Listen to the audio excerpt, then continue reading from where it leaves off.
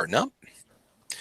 Okay, it looks like we are live, guys. I'd like to welcome you to Caliber Corner number 8. Good morning to everybody. It is 8:01 a.m. Central Time. It is a balmy 5 or 7 degrees here in central Nebraska where I'm located, and so I am trying to stay warm. But before we do anything, let's just go ahead and take a look and see who's with us today over on the YouTube side and see who's with us on the gun channel side. So we'll start up over on gun channels here. Sorry, guys, I'm still waking up a little bit today. Scott is over on the gun channel side. Patrick is with us. Tony's there. Tony's here. Paper Plane Crash is over there. Thank you very much, Paper. Ohio 45 ACP in the house.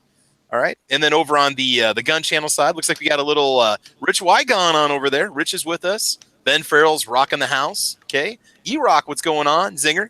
Vandalistica Vlogs, good morning to you too, buddy. Vandalistica is over in Australia, so we've got some good advice for you for buying used firearms today. DTemp62, good morning. How you doing? All right, so let's go ahead and we got a lot of stuff to discuss today, so we're going to go ahead and let the panel just go ahead and introduce themselves. So, AWAG, let's go and start off with you, man. Hiya, I'm AWAG. I'm the AK specialist and any Soviet weaponry specialist, so ask me questions about Soviet stuff, and I will be glad to answer. That's a good point. Looking at today's topic, if you have questions about used guns, or if we have experience with any firearms that you're thinking about buying, maybe you're in the market for one used, we can maybe give you some pros and cons about going used, or give you some advice what to look for, or what would be considered a fair price. Price is a big one when you're talking used. AWAG, any content on your channel, man? Anything you want to plug right now? Coming up, there's going to be an AK build video. Sweet. It's probably going to be feature length. It's going to be pretty long because I plan on taking my time and explaining every process that I have available to build this. I'm building a Bulgarian AK-74, a New Jersey compliant one. So don't be surprised if you see me drilling and pinning the muzzle brake to the barrel itself. Okay. So. Very cool. Very cool. It's going to keep you kind of busy this winter, huh? Couple things. Oh, you can hammer that out in a couple hours, right? Yeah. Yep. 5 hours, maybe. Yeah, there you go. No big deal. No big deal. Hashtag banhammer. I don't know if I even have any moderators designated on this one. We'll see how things go. We'll see how things go here. We'll go pick on some of those veterans of the chat over there to see who wants to join us. Hey, we got some. What is going on over there on the YouTube side? We got somebody just throwing some interesting stuff out there right now. Okay, so moving down the line. All right, we got a lot of stuff going on. Midnight Range, what is up, buddy? Oh, not a whole lot, man. Busy this morning in the kitchen, cooking it up? Yeah, we're starting to get prepped up here now, yeah. Yep. Cool. Guys, Guys, big group coming in. Yeah, Midnight Range, you want to plug your channel real quick? You got anything you want to say? Yeah, come check it out. Food and Guns, just got a couple of new videos out this week. I got a couple ready to cut loose too, which is cool. I got Sunday nights 10:30-ish Eastern time. I got live chats. Cool, very cool. Yeah, you got the last chat of the week, which is always very cool. It's awesome to go check it out. That's right. And I'm looking forward to making that sausage gravy recipe that you just posted. Was that on the Patreon side first, or is that up on YouTube? It's on YouTube now. It is. I watched it right as soon as you launched it. Yeah, they got a very simple recipe for making country-style homemade gravy. I'm looking forward to that this morning because I'm hungry. Yeah, you can add anything to it you want. Awesome. All right. Can I point out something real quick? I'm sorry to cut everybody off, but go ahead, man. What's I just want to address this. What's up? Posted something in YouTube section. He says he's doing research on a PPG flying, which is basically the paramotor gliding kind of deals. Oh, would be a great addition to prepping and survival situations. That's the exact opposite. You're going to be the biggest target in the sky. No.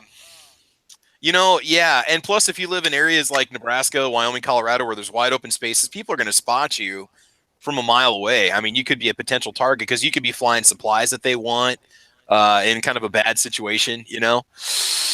I don't know. So hey, that's just a heads up. All right. Continue. No, it's all good. Real quick, I got to give a shout out. I got some family joining me today. I got Spencer Morris over on the YouTube side. He's taking his M&P 2.0 out today to get it broken in. So good morning to you two over there on the YouTube side. Very cool. Spencer, we need to get you over on gun channels. I don't know if you've registered yet, but you definitely need to do that. So little family advice. Go on over there and go check that out. So awesome. All right, Squibby, what do you want to say, man? What's going on? Yeah, I'm the guy in the room that's probably going to disagree with every valid point brought out there. Oh, you mean with buying used or what? No, with about anything, I'm the Oh, guy who open carries. I'm the guy who yeah, doesn't keep one in the chamber. I'm the guy who sure. likes the external safety. I'm the guy who doesn't care about bump fires. I'm that guy. So, Well, no, it's good to have some counterpoints because it does point out just kind of some truths and realities. We always like to go along with what's most convenient to us, and sometimes the truth hurts, and sometimes the truth has got to get out there, doesn't it? well, Now, Squibby, yeah. Oh, most of us don't care about bump fires as a thing. We care about being regulated, but most No, of us I understand. I understand the flying principle. fillers. Yeah. But Tony, see, you're the problem solver. Everybody's got a different thing. You're the problem solver in that age-old debate between 9mm and 45. 357 Sig wins every time. 44 Magnum, per the wise words of Tony York. mm-hmm. Yes, but I'm currently packing a 9. Well, it doesn't mean that, you're prejudiced or anything. Oh man, Yeah. good Uh, stuff. Good stuff. Yeah. so I pop in on Lock and Load Monday nights, 8 Eastern, and the Preppers Powwow Thursdays at 9 Eastern. I know that steps on some other people's shows. So, um, it's nice having 2 or 3 different choices sometimes because, different audiences want different content, that sort of thing. Also, I would like to say right now that I welcome our Travi overlords and Oh, humbly geez, here we go. await your next I review. know. I thought we were past this already, and now there's the anti-Travi groups have disappeared on. If anybody watching this has no idea what we're talking about, there's like 5 or 6 of us that go by the name of Travis, and apparently we're in some kind of alien cult.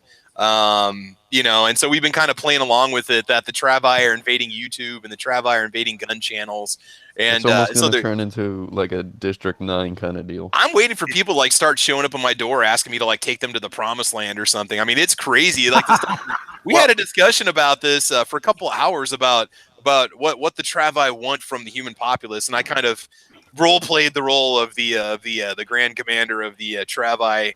It was just kind of fun. It was a good sci-fi chat, is what it was. That was over on Outlaws or Outlaw Hatfield's channel over there on Gun Channel. So Well, that was a yeah. setup. That was a setup because he's the leader of the LI, and I heard that you guys are going to have a big rumble, like some sort of big geez. intergalactic war. Well, no, You we know were gonna that- do more like what was the show with Pony Boy and the kids go to the park and they fight each other and Ralph Outsiders. Macchio. Outsiders, thank you. Yeah, we're gonna have an Outsiders rumble over by the merry-go-round. You know that the Travi contingent came on the early watch Wednesday or Thursday and paid to have Hatfield banned. I had no part in that decision. I heard that was something that did go down. Yeah, Did you end up and you jerks still let him on the panel. That's the hell- because what- I have my to money's no override good. it. We No. don't ban Who anybody. keeps their word? Who keeps their word? Yeah, exactly. The Travi. No, the Jimmy. Travi. Jimmy keeps forgetting to put the latch on the back door, and Yeah. Ellis gets in. Ah, I jeez. overruled Jimmy because we don't ban You're anybody. slacking, Tony. Yeah. Well, okay. Well, let's get back on topic here because we need to Besides talk about Hatfield, guns. We don't need to talk about my world domination. Don't worry. That's already set in stone. There's nothing you guys can do about it anyway. So, Tony, what's going on, man? How are you doing today, buddy? What's up? I am fantastic. You're fantastic. Cold. What? Oh, fantastic. Okay. No, I don't ban anybody. I know. You know, you guys seem to miss the biggest point of how much fun it is to hack on Hatfield. And See, just I never refer- know how far to push it. I don't know if I should just keep making fun of him and stuff. I'm trying to like be funny, but at the same time, because he made some pretty interesting comments about me last night on Facebook. Something about my rear end being where my face is, and I got to grab my face to know where my rear end is, or something. I don't know. Wow, he's doing some mad flips, man. God, hey, God, at least my He family threw tree has down the branches. gauntlet. All right, what's that? Yeah, that. Yeah. All right, I can be very started funny. referring- I've started referring to him as Ellie Mae Hatfield. That seems to get him wound up. I'm gonna remember that. I'm gonna write that down right now. Ellie Mae Hatfield. Wasn't she on Beverly Hillbillies. I think you're Little House on the Prairie? Wasn't she on Little Beverly House on the Prairie? Hillbillies. Beverly Hillbillies? Oh, hey, we got Ammo Cat in the house. Beverly Awesome. Okay, so moving down the line here, Tony, do you have anything you want to say? Any shows you want to plug? Anything you want to get out there? Everybody ought to know about the early watch by now. Of but course, it's weekly. of course. Uh, Heck yeah, man. we're supposed to be from 8 Central until like 11, but lately it's been 9, 9:30, 10, whenever Jimmy rolls his ass out. Yeah, Uh, yeah. I'm going to do something about that part in February or March and start running the show when he's not able to start on time. Yeah. Okay, so I did a hashtag real quick on the comment side. I got to mention this. We had hashtag Travi Master Race. That wasn't like a racist thing. It's like we're an alien species that's taking over the planet. If you're not familiar with the whole master race thing, if you ever want to brag that whatever you have is the greatest thing in the world, you call it the 10mm master race or the PC master race in terms of computers. 545 by 39 master race. See, it's not. Yeah, Don't it's not even slip that in there. It's not supposed to be anything that's like, yeah, it's an alien thing. Like we are. We are the saviors of the planet kind of thing. It's not supposed to be anything intentional. So people are like, wait a minute, you shouldn't say master race. No. That's not the idea. So just we to all get that out know there. that it's for handguns, it's 44 Magnum Master Race, and for rifles, it's 30-06 Master Race. Hallelujah. I don't think anybody here is going to argue with on that. I don't think anybody at all. So, all right. Okay. Triple D, what's going on? Good morning. Interesting way to start the discussion. We've been talking about aliens and face butts and all kinds of other stuff. What's going on, man? How you doing? Hey, good morning, everybody. I want to tell you a little bit about myself. My name is Triple D. I am pro Travi. I am a Travi supporter. And you will be rewarded. Yes, thank you. I'm a Leo. I like night wagon. I like long walks on the beach. I like pina coladas and getting caught in the rain. Do you? You want to get caught in the rain, night wagon? Well, if you're doing it right, you're always going to get caught somewhere, night wagon. So I want everybody watching this chat to start using, we want to make this the term of 2018. It's called Nightwagon. It's NYGHTWAGYN. You just use it as a substitute for anything. It can have multiple meanings. Like, hey, what were you doing last night? Just hanging out the bros, Nightwagon. It doesn't actually have any kind of meaning. You just use it to be funny. So start using Nightwagon. Hey, what'd you do this morning? Oh, I had a Nightwag for a little while. What about you? Just use it and see what happens. It's going to be the biggest word. It is. It is going to be. It is it. NYGHTWAGYN, and it's a combination of AWAG 1000 and Night Strike, two other fellow Gun Channels members. You know that because I'm the crotchety old nonconformist, I'm not going to do this. Plus, I feel Night Strike gets more than his fair share of harassment. Oh yeah. Well, no, he brings it on himself. I don't think it's more than his fair share. I mean, he gets a lot, but I think he kind of deserves some of it. This isn't even an insult, though. This is a new term that's actually cool. That's just it is, and this is going to be the biggest word of this year. It's going to be so Nightwagon, guys.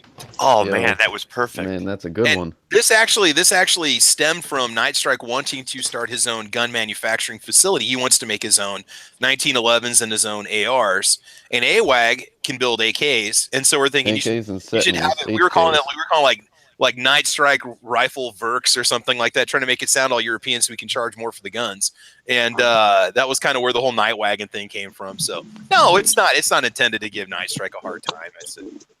But he does take a lot of crap, and I don't really ever harass him about the blue dress thing or Jonas. I let that. I think we're all past that by now. I think we need to grow up a little bit and get kind of serious on gun channels. But I mainly give him a ton of harassment for just not paying attention whenever he's in a chat. Well, and that's one thing. If you're going to be here, at least kind of be in the conversation a little bit. It's kind of nice to have. Of course, if we slip and go off on some tangent that has nothing to do with the topic, you might start doing some online shopping. I don't know. You might see if there's any good deals on online in the morning. So I don't know. All right. I got no problem with that either. What's that? I got no problem with that either. I do that all the time. Well, yeah, there we go. You Nightwags all the time? What's going on? All right. Okay. So let's wrangle it up. Let's get it together. So here is a topic for today. We are talking about what to look for when you're purchasing a used firearm. Initially here we're just gonna have a free for all. Everybody can chime in and just talk about their experiences or kind of what they like to do or where they like to go. And then I've got a few specific points to address so we can inform the listeners on and they want to have the best experience they can with buying a used firearm. Where do you begin? Okay, like somebody might see a good deal on a gun and they might think it's a good deal and they're going to buy it, but maybe they didn't get the best price or maybe they bought a model they should have skipped on. So any advice you guys want to throw out right now, let's just let it go.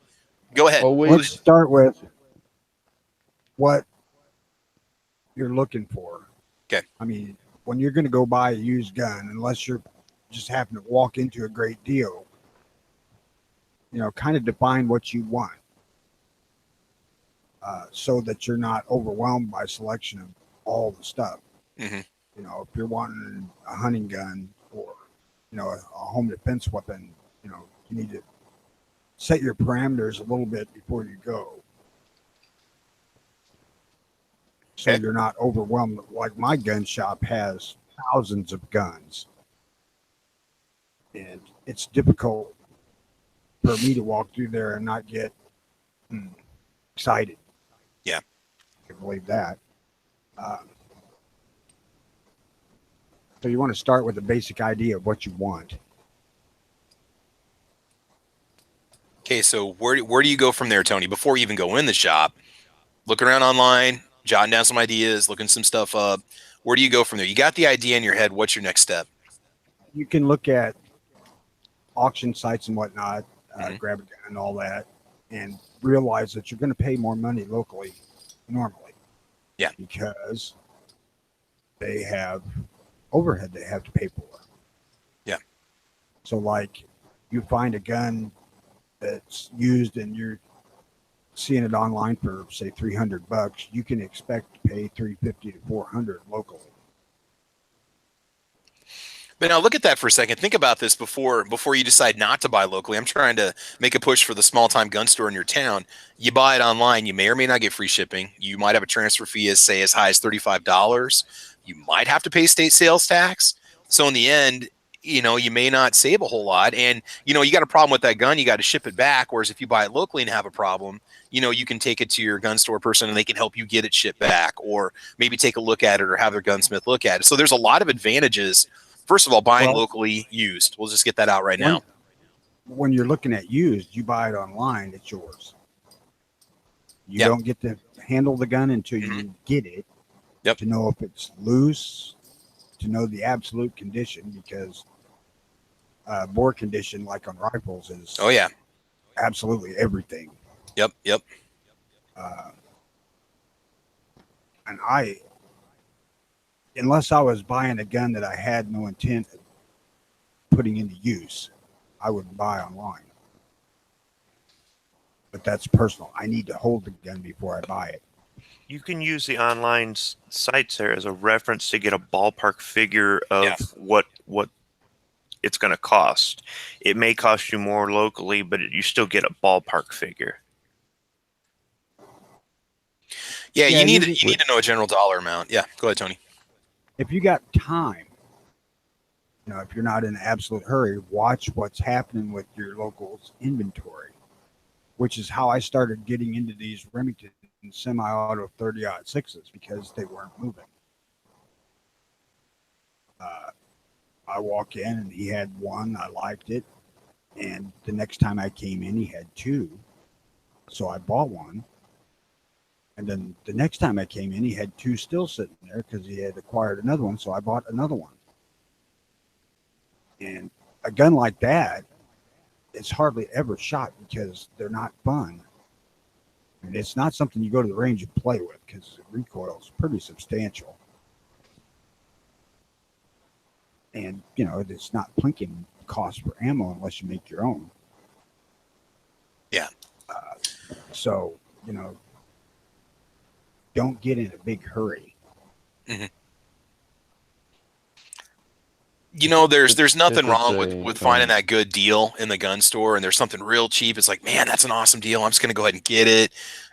there's a lot of things that can go along with that you need to have in your mindset. You might just be under the influence of a low price. You're thinking, oh man, that's unreal. I want that. That's $100 less than Walmart, or it's 150 less than I can get anywhere else. And you buy it. You got to understand that if you don't take your time and research and look at the price and research the gun to see if there's any inherent problems or if there's parts that can wear out, you might be a little disappointed when you get it home, or even the shooting experience, like you said, substantial amount of recoil. That 30-06, polymer stocked Remington might be talking to you because it's $199, but you take it to range and shoot it and it bucks like a mule. You might have thought, man, I should have maybe researched this a little bit before I bought it. So research the heck out of the gun before you got time. Go home, spend a couple hours, look some stuff up on it, get in some forums and educate yourself, and then go back and make the purchase. It's too easy just to sometimes give in and go buy something without having an idea about anything about the gun because you're just fueled by the price. If it's not a common caliber, look into ammo cost and availability. You may end up having to load your own ammo. This is especially with milsurps. Yeah. Now, with if you go to a local gun shop and you're not necessarily looking at anything specific, you just want to go in there to see what's new and exciting. Say, let's use a Mosin for an example. Most people are like, "Oh, if you get a Mosin and it's not under $100, then you're wasting your money." Not necessarily, no, because when I first bought my first gun, it was a 1947 M44. I bought that for $450. It was expensive, but at the time I didn't know anything about Mosins and I didn't know how cheap they were supposed to be, and I bought that rifle and I went home and I cleaned it up. Yeah. When I cleaned it up and I was looking at all the proof marks, I went on the website. It was 762by54r.net. It's a great resource if you're looking to buy a Mosin It's one of the best ones out there. or anything Yep. yeah. They have basically every info that you can have on a Mosin. But I looked into my rifle and the 1947 M44s. They only made about 50,000 of them, which is incredibly low production numbers compared to the 3 million that were made in 1943. So that it turned out that after I cleaned it up and I reworked the bolt and the thing's smooth as butter now and it doesn't have that stupid sticky bolt problem.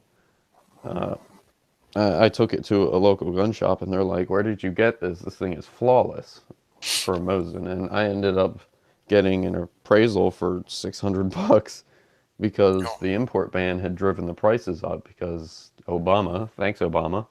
Yeah. And then all the supplies were cut off. That didn't help. Mosin So even prices if you continue to buy, rise. They do. They yeah, do, and that's sad, man. That's sad. But I mean, that's true of a lot of milsurp guns. I'm sure there's millions of them that are still locked up in warehouses over in Russia that we'll never get here unless we yeah, have a Russian import weapon ban lifted, which it doesn't seem to even be an issue. I mean, it's not even not coming up on anybody's big push. Well, AWAG, yeah, the prices have caught up to what you paid for it anyhow. So at the end of the yeah, day, you're still breaking even. yeah. And that's also a thing that I was trying to get at is you can get especially guns with wood stocks, you can get one that's beat up and like disgusting looking, sand it all down and use 1,000 grit sandpaper, then put a beeswax finish on it, and that thing will look beautiful again. I mean, that's what I did with the stock for my AK-74. Is that thing was beat up from being in transport and with all the parts in it, the sharp edges of the cut barrels, and it just like left gashes everywhere. I sanded mine down and I went over it with 2,000 grit sandpaper, um, put a beeswax finish on it, and that thing is flawless now. Even with something as cheap as an AK uh, furniture kits, you can actually clean up most of the guns and make them look really nice. Because that's most of the. It's just like cars. When you go to sell a car, is you you don't necessarily it functions, it works, it drives, it's great, okay, but now if it's detailed and it looks like it just rolled off the assembly line, you're going to pay a little more for it. So that's the thing, is also when you go to buy it and Usually, the gun store owner will not turn down a sale if it's like 50 or 20 to $50 or however many dollars off. If you could say uh, the price tag on a Mosin is $300, and then you have to have tax, you have to have this, that, the other thing, the next check, this, and so usually if you say, "Hey, can I get that with the price that's on the tag out the door?" And usually they won't really turn down that offer because it's only like 30 or $40. Yeah. So, Yeah. but My sadly, that happened local, to me at a gun show. Is there was a really nice 1947 M44 because I want to start collecting those since there's such a low production number. Uh, there was one and it was really nice. They had a price tag on it for $360, but they did something stupid and they changed the bolt on it because it wouldn't headspace properly. Now, if you don't know anything about the Mosins or how headspacing works, um, on the Mosin is a rimmed cartridge. Head spacing is not determined by the bolt between the chamber per se. It usually head spaces automatically off of the rim because that's what it's there for. So your headspace can change depending on how thick your brass is. Yeah. And these idiots changed the bolt with another rifle because it Oh, wouldn't headspace properly, and it basically made the gun worth $100 less than it would be. I would have paid that 350 out the like I would have paid that 350 all day if it had the matching bolt. But yeah. since it didn't have the matching bolt, I was like, "Hey, can I get this for like 250 because it doesn't have the matching bolt?" And I really would like the matching bolt with it. And it's like, "Oh, they just gave me the same answer every time is, "Oh, it wouldn't headspace properly. It wouldn't headspace properly." I'm like, you don't know, you really don't know what you're talking about. Stop. Do you Yeah. have the other bolt? And it's like, no, it had spaced better on a different rifle. And I'm like, well, when they were re-arsenal, they already headspaced them, so there's no reason to re-headspace a headspaced uh, action. Yeah. And I was like, okay, well, I want to buy this rifle. Can you do 250 out the door? And they're like, no, this, that, the other thing. It's, we know how much these are costing. I'm like, okay, whatever. So I left, and then an hour later, I came back, and I was like, okay, can you at least do $25 off, and I'll pay the taxes? No, we won't do Oh that my because we God. know what they're worth. And I'm like, all right, fine, don't take my money. You know, I could have paid them like they got could have gotten paid, but no, they had a rifle that was butchered that just they could have made a sale and they didn't, and they're really foolish for that. And that's another good point too. When you're looking at that rifle, there are things you need to look for, like matching serial numbers on the bolt of the frame. If you're really worried about the gun, go in there with if you can do some sort of a go no go check on the gun to make sure it's going to be okay before you buy it. I always kind of worry about that the used gun that I'm buying hasn't had the crap shot out of it. I mean, sometimes you can tell by looking at the condition, but I'll tell you, modern guns, they're so well built and so durable, you can't really tell wear and tear. Even if you look down the bore, you look at the feed ramps, you look at the slide, you just don't see a lot of wear. It could have had a couple thousand rounds through, and it's just not showing it. You look like a melanite finish or Tennifer or whatever. You might not really know the wear and tear in that gun. But anyway, that is a good point too. And see, there's an experience that you're talking about trying to buy used and what can happen to you. John is with us. I'm glad you're here, John, because we've got a lot of people over on the YouTube side that are saying, well, I'm in a firearm restricted state, or I'm in a state where the used pickings are very slim. John, what are your experiences with buying used in New York? You're in New York State, is that right? Hey, good morning. Yeah, New he's in York the Big City. New Apple. York City. Okay, all right. So what Hey, what good can you morning, do? What are your everybody. Thank you for options? the invite. Yeah, no problem, man. Appreciate you joining. I'm sorry I forgot to send it to you. I sent it out to like 25 people this morning. So, all right. Absolutely nothing to apologize for. So glad to be here. Good morning to everybody. Hope everyone is enjoying their weekend so far. Oh yeah. Hiya, For Johnny. those, hey, morning. So for those people, unfortunately, in countries and states that are very restrictive, vandalistic, had mentioned earlier, they it's a money grab here to take your money with no guarantee of anything in return. So you go through the background check, you have no issues, and even if you have minimal issues that still allow you to have firearms, they make it almost impossible to continue with the process even after you're denied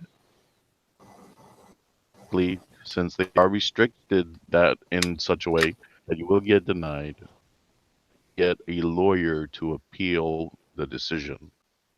And you've already spent hundreds, if not thousands of dollars in your time, whether it be the application, whether with you live, depending on whether they require you to have training of some sort, whether it be one class or state mandated state mandated reading or whatever. You've spent so much money. Who wants to continue? It's frustrating. Oh You yeah. get frustrated to the point where you're just like, Why bother? you You just kind of get to stop. a point where it's like, why? Because You get numb to it. It's like, well, I'm never going to get one. So what do I even think? Why do I even try? exactly. And how many of us have the funds to afford a good, decent lawyer just to appeal a Yeah. decision that should not have been made the way it was made? Yeah. Well, it's frustrating. It really is. Well, and then, Well, I want to yeah, go ahead, Tony. pop a suggestion out there for guys who live in the restrictive areas like California, New York, uh, and they want a AR/AK type of rifle. You might look to semi-auto hunting rifles. Uh, Granted, they're not meant to run like a modern sporting firearm, but you know they're likely way less watched than the AR/AK platforms are, Yeah. and generally they're considerably hotter rounds. I'm also hearing for guys that are in California, SKS is always a viable option. If you want something that's going to be as close to, say, an AK, and you don't want all the limited features on that gun, you want something that's more like a normal rifle that doesn't have all this crap on it, Right. bullet button and things like that. But like you I said, would toss semi-auto hunting rifle is always a good option. Yeah. I And would and toss like out and Garand. like Tony said, for those people, whether they want this kind of firearm or that kind of firearm, whether it's a long gun, shotgun, whatever it is, that it comes back down to having the option, and we all should have the option. That's what freedom is about. Yeah. Oh yeah. Now, Yep. there's this little trick that I learned from working at uh, a dealership, basically. I met a A car salesperson. dealership. Yeah, a car dealership. Okay. Sorry. No, that's all right. One of our salespeople basically said that if you want to make money selling cars, and I kind of relate the two between guns and cars because they're both just machines. That's all they are. Is if you want a good deal on something, but you don't necessarily like want it, but if you need something that, say, for a home defense rifle or something, you basically go to a dealership and say, what are the three cars that you've had on your lot the longest? Or if in this case of a gun shop, go to a gun Hmm. shop and say, what are the three guns that you've had on your wall for the longest time? And usually sometimes it's either some sort of Browning shotgun or hunting rifle or something. Usually you can pick them up for a lot less than what they're asking for, just because they've been sitting on the rack for so long. Hmm. Usually you can, those are the guns that you can get the best deals on. And Can usually I ask if you you a get, question on that? what's up? Now, is it really worth to get the guns where the price has gone down so low? Or is it Now, worth to get the now, guns that are brand new at their lowest price already? well, it's kind of a double-edged sword in a sense, but what I see is, say you have three used Savage Accesses, and you're not necessarily looking for anything special. You just want to have a gun Okay. to go to the range and plink around with. Savage Access you can pick up for. I saw one at Dick's Sporting Goods on Black Friday for sale, brand new for like $130, and that's a 30-06 bolt action 5-round internal magazine. The works. It's a bare bones hunting rifle, Right. It's not the and best, but it's definitely not the worst. yeah. So if you were to go to a gun shop and get that used, and it's been sitting on their shelves for like a year because it hasn't moved, and they have it priced at $100, and you can just say, "Hey, it's been sitting on your rack for a year, and I'm interested in buying it, but would you do $75 out the door?" Most likely, they'll say yeah to that. Right, because Don't that's cash. Yeah, I'll say don't forget mention cash on there. Don't forget to toss that in there. So, Yeah, cash Absolutely. cash you know, talks because mhm. I had this conversation with one of my coworkers. He wants to buy a car, and it's I forget how much it was. It was like $2,000 or something.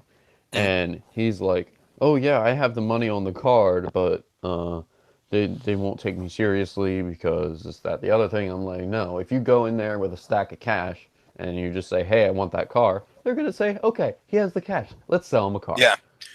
Yeah, You- they don't want to have to deal with paying the credit card company their fees yep. and all that Yep. stuff. That's Mm-hmm. just extra money out of their pocket.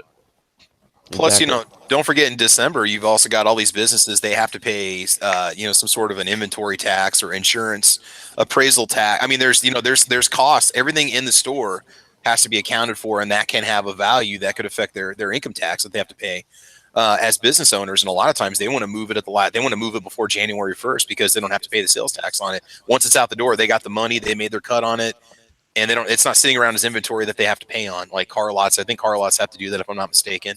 That's why there's always such a big push to push cars in December, one of the months where Well, people don't maybe buy cars the least compared to summertime.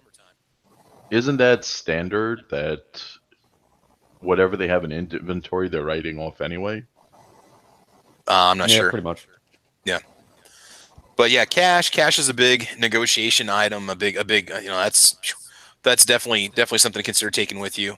Now, Um, another thing yeah, is the more cash you have, the more physical paper you have, the better it is, oddly enough, to get a better deal.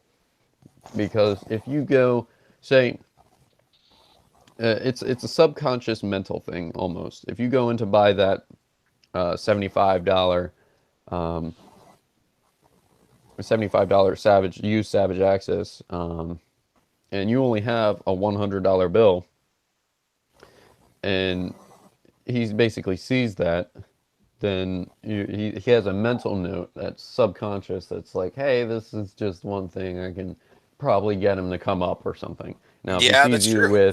with $75 with ones, he's gonna be like, "Ooh, money!" Just take out the Like stash. I it's got I got 75 ones right here. You yeah. know, I Well, actually did that one a time. good salesman will gonna make it get that rain. 75 Yeah. and he'll get that additional 25 out of you by offering you something at another discount. Yeah, like ammo. Say if you get the rifle, you get add a sling to it, or maybe a box of ammunition. Oh Yep. just give me $25. I'll take $10 off or whatever. Five, Yeah. My and if you're smart, you go with it. at the pawn shop that I'm paired with for the channel SS Pawn, if you buy a gun from him, new or used, you get half price off a box of ammo or a couple boxes of ammo for it. He just whatever price he has on it sitting on the shelf, you get half price on it. So you can See, get it. that You is know, awesome salesmanship. he's like, That is good I got the business. ammo because he tries to keep ammo for every gun he has in stock, even like the 22 mag or 17 HMR. He's got a little bit of everything for everything he has in stock, and that the sign's posted right up on the wall. Every gun purchase allows you half price off ammo. Oh hell, I'll just That's why am I going to go to awesome. Walmart across the street? I save a couple bucks right here. Yeah. That's Little awesome. things like And that. you're supporting your Yeah, local. I try to do that as much as I can. Buy whatever my local store has because I've only got one place in town that I can actually two. I've got Walmart and I've got the pawn shop, and that's it. Those are the only two places I can buy guns in town. Otherwise, I got about a 90-80 mile round trip if I want to go to Cabela's, which Oh charges full God, retail 80 price anyway. miles. Even now, Cabela's sometimes has some good used prices if you kind of hunt and pick up their use case. They've got police trade-ins, which we can talk about here in a little bit, and I can usually get under $400 on some police trade-ins. Under 400 for Glock or Smith. They even had some older SIGs sitting in there that were like 425, 450. So, some P series like 226s and stuff that were blue line trade-ins that were really old. So, I And mean, going you with can, yeah, Cabela's, Cabela's is a good place to get if you want to buy a used gun is to pick up optics because sometimes people bring in their guns, they leave optics on it, thinking that it'll drive the price up. But no. Cabela's has this thing that's like optics don't increase the price. So Yeah, when they I do. went They to they do a blue book price on the gun, and that's what you get. Like their NADA yeah, dealer guide on the gun, and that's what they there give you. was Yeah, there I was don't think a most people are going to turn in a firearm with a good optic on it anyway. well, yeah, I mean, a you really have good some optic. people, yeah, but but if you're there, yeah, there was a what is it? The SIG bolt action rifle. It was a SSG 3000 or something like that. Um, that thing was sweet, and it had a Night Force scope on it, and the rifle was set at $1,500, and I was like, I want it, I want it, I want it, I want it, because it has a two So thousand they dollar don't they scope on don't a $2,000 rifle for $1,500. serious. Dead serious, and it stayed there for like a year, and I just kept on going in there, and me wanting to get a deal, I'm like, hey, is this price negotiable? They're like, oh, we could budge a little bit, and it was only like $20. Oh, hey, for $20, I want it exactly. yeah, A two thousand yeah. dollar scope. Holy cow! Yeah, it was a Night Force. What is it? The BEAST that they have. I'm It's not familiar with the scopes, but I know a $2,000 scope is still a $2,000 scope. yeah, Yeah, that's a good point. It's like, yeah, man, heck yeah. yeah. Here's Well, and another. It's actually still. I that's a think it's really still good there point though too. Yeah, with the scopes and Cabela's. I I've mean, seen that a bunch of times where they've left like a Vortex scope or a yep. Leopold or something that has a lifetime warranty on it. That it doesn't matter if it's trash. That shouldn't stop you because you can turn around and get that fixed right away. Yeah, By the way, Mel, I want to welcome you this morning. Thanks for joining in, buddy. Appreciate it, man.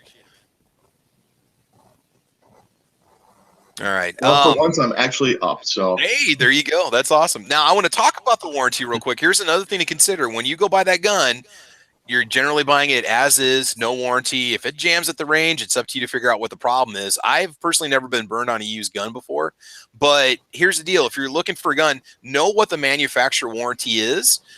Say they've got a high point sitting in there at 45 and they want $75 for it or $80 for it. Lifetime warranty, regardless of owner. You take it home and the thing blows up, or some say, I don't know, recoil spring breaks or the rod breaks on it. You send it in, you get it repaired, for free. That's the same situation on Taurus. Taurus pistols. I don't know at what point Taurus started doing this. I know my PT-111 G2 and my PT-92 both have lifetime manufacturer warranties on them. So that's something else to consider. You can send it in and get it repaired for it if it needs it. So that's know the warranty on the gun. There might be something lifetime on it when you buy it. Sometimes it's for the original owner. Sometimes it's regardless of owner, and that makes it a I good deal if you totally, buy it. Yeah, I totally agree with you, but I also would suggest to somebody if they do get that deal, yeah, this on the firearms. So if something, God forbid, happens and it's still warranted, the firearm that you have now. So you do the repairs, you find out what you need. When the warranty doesn't cover it, or you don't have time to send it in, or you don't want to yeah, send it for the return, yep, that's like yeah, the best thing in the world. exactly. For You got kind of an example, for a first-time gun owner, that would be a fantastic opportunity. This is true. Exactly, man. but So, that's another Travis, thing that's not too. entirely true. You've been burned on new guns. Yeah, I Like, only Oh, get burned okay. on say new. the I've never been Sky. burned on used. I only get burned on new guns. And the funny thing is, I'm inspired. Here's why you do your research. When I first started buying guns, and I got nothing against some of these channels, but I'm not going to lie to you. I was watching Jaeger videos. I was watching Such videos. I was watching Hickok. I was watching Iraqi Veteran. And there's guns that those guys push that I bought that turned out to be not so good for me. Or I bought it, I thought, oh man, it was when the RAS 47 first came out. I didn't know anything about AK construction, the AK build. I was inspired totally by the YouTube videos. So the point behind what I'm saying is make sure you read reviews, do some research. Because as soon as I got the RAS home, I was looking up research and people are like, oh, this is a garbage gun because it's, cast trunnion and this and that. And I'm thinking, oh God, what did I just do?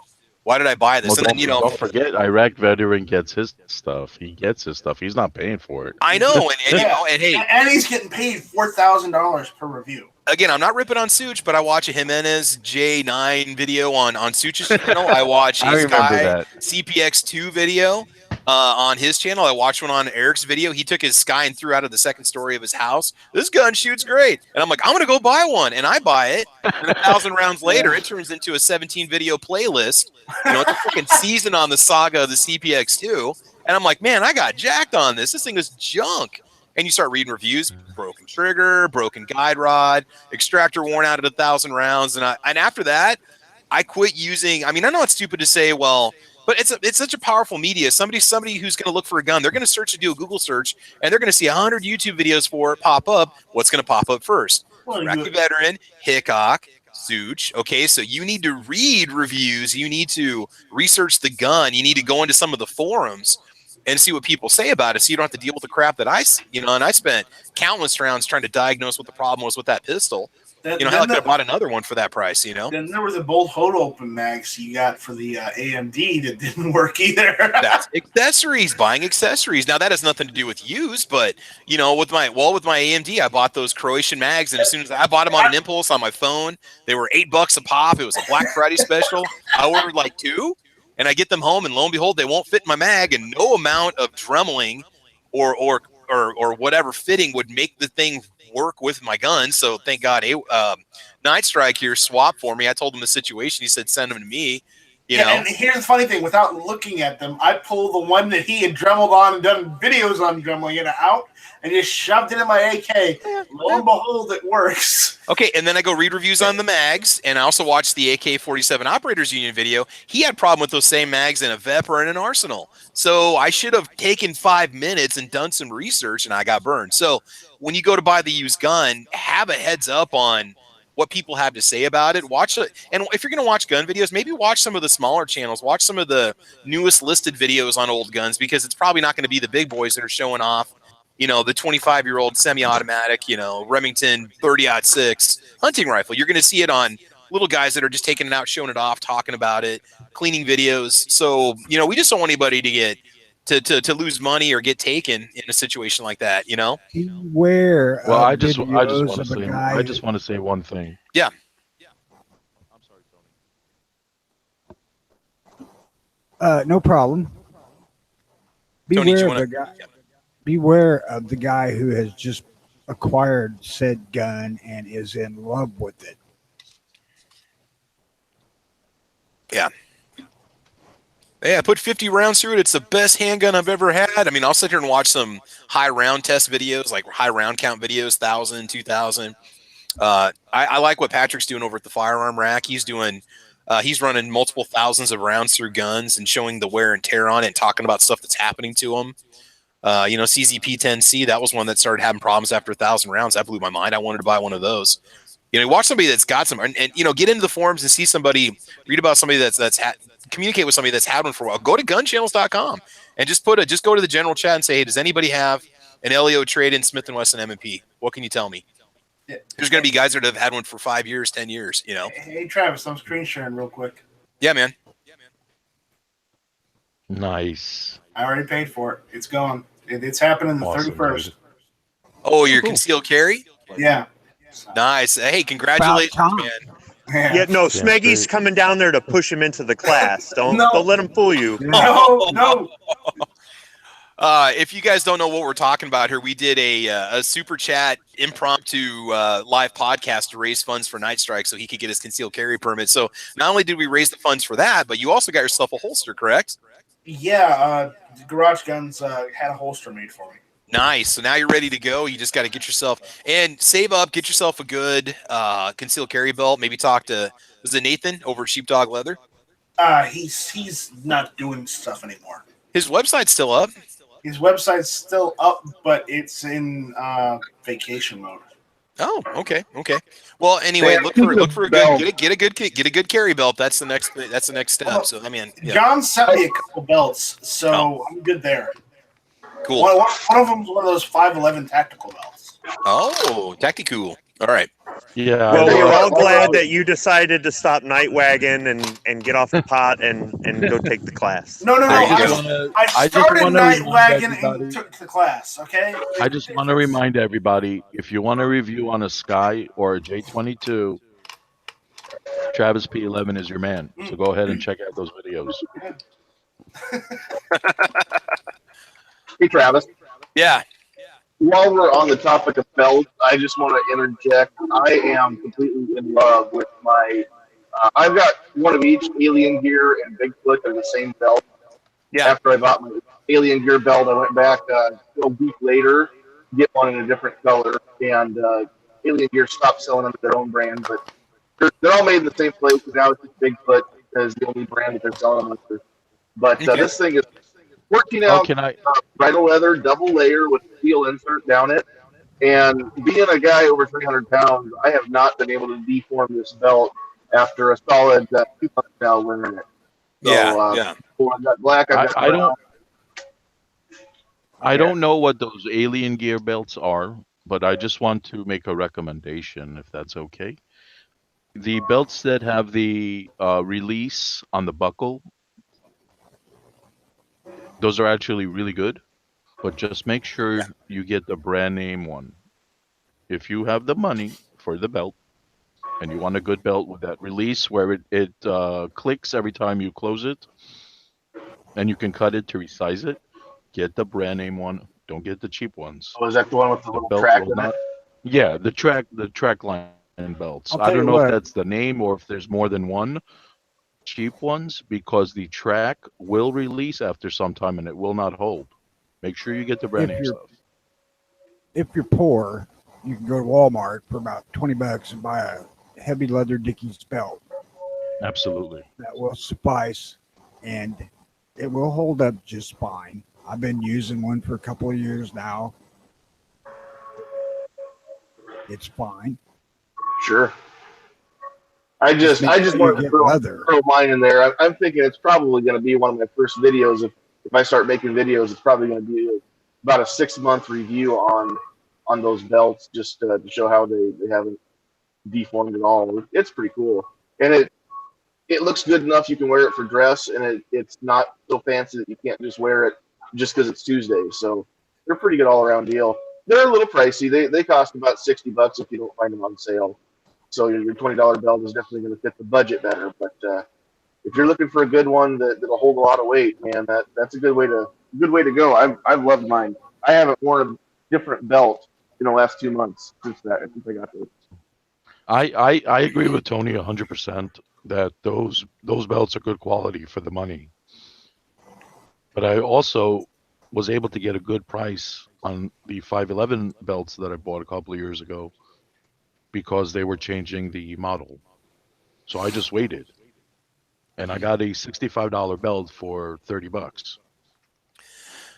Hey, real quick, guys, that we're going to change topics. Vandalistica Vlogs has a question. I think we should address this because he is in another country. He's over in Australia. His question is, do you guys ever actually use an arm brace as a brace? And his comment is, I understand the use, but it seems weird. So Vandalistica, what the deal is by putting that SIG brace on an AR pistol, you can use it. The design, if I'm not mistaken, was for people that are disabled or people that have difficulty operating their AR. It's so that they can use it as such. They can do a one-hand shot by putting the arm brace over your forearm and putting the strap on, and you can fire. You can manipulate the firearm with one arm. One of the reasons why, well, we buy them because you can legally mount them on a pistol length AR or an AR designated as a pistol. And that allows you to have some sort of stability, which you can legally cheek weld. Now, I don't want to get into a big debate or argument whether or not you should shoulder it, but it allows you to have that extra stability without having to register that AR as a short barrel rifle or buy a rifle that has to be licensed as a short barrel rifle. And so it kind of gives you, and it works well with that shorter front handguard and shorter barrel on an AR pistol. You know, that brace, a SIG brace or an AR pistol brace, it just gives you an opportunity to add more stability to the gun. So that's why a lot of guys do that, regardless of how they shoot it. So that's kind of, I've got a CAC Shockwave blade on my AR pistol, so it's not a traditional brace. It's considered a stability fin, which allows it to press up against your forearm while you're shooting it. So yeah, it is unpleasant to shoulder an AR pistol from what I've seen online. I'm not going to actually admit to doing it, but you are very close to the rear of the gun, and there's a lot of recoil that's not.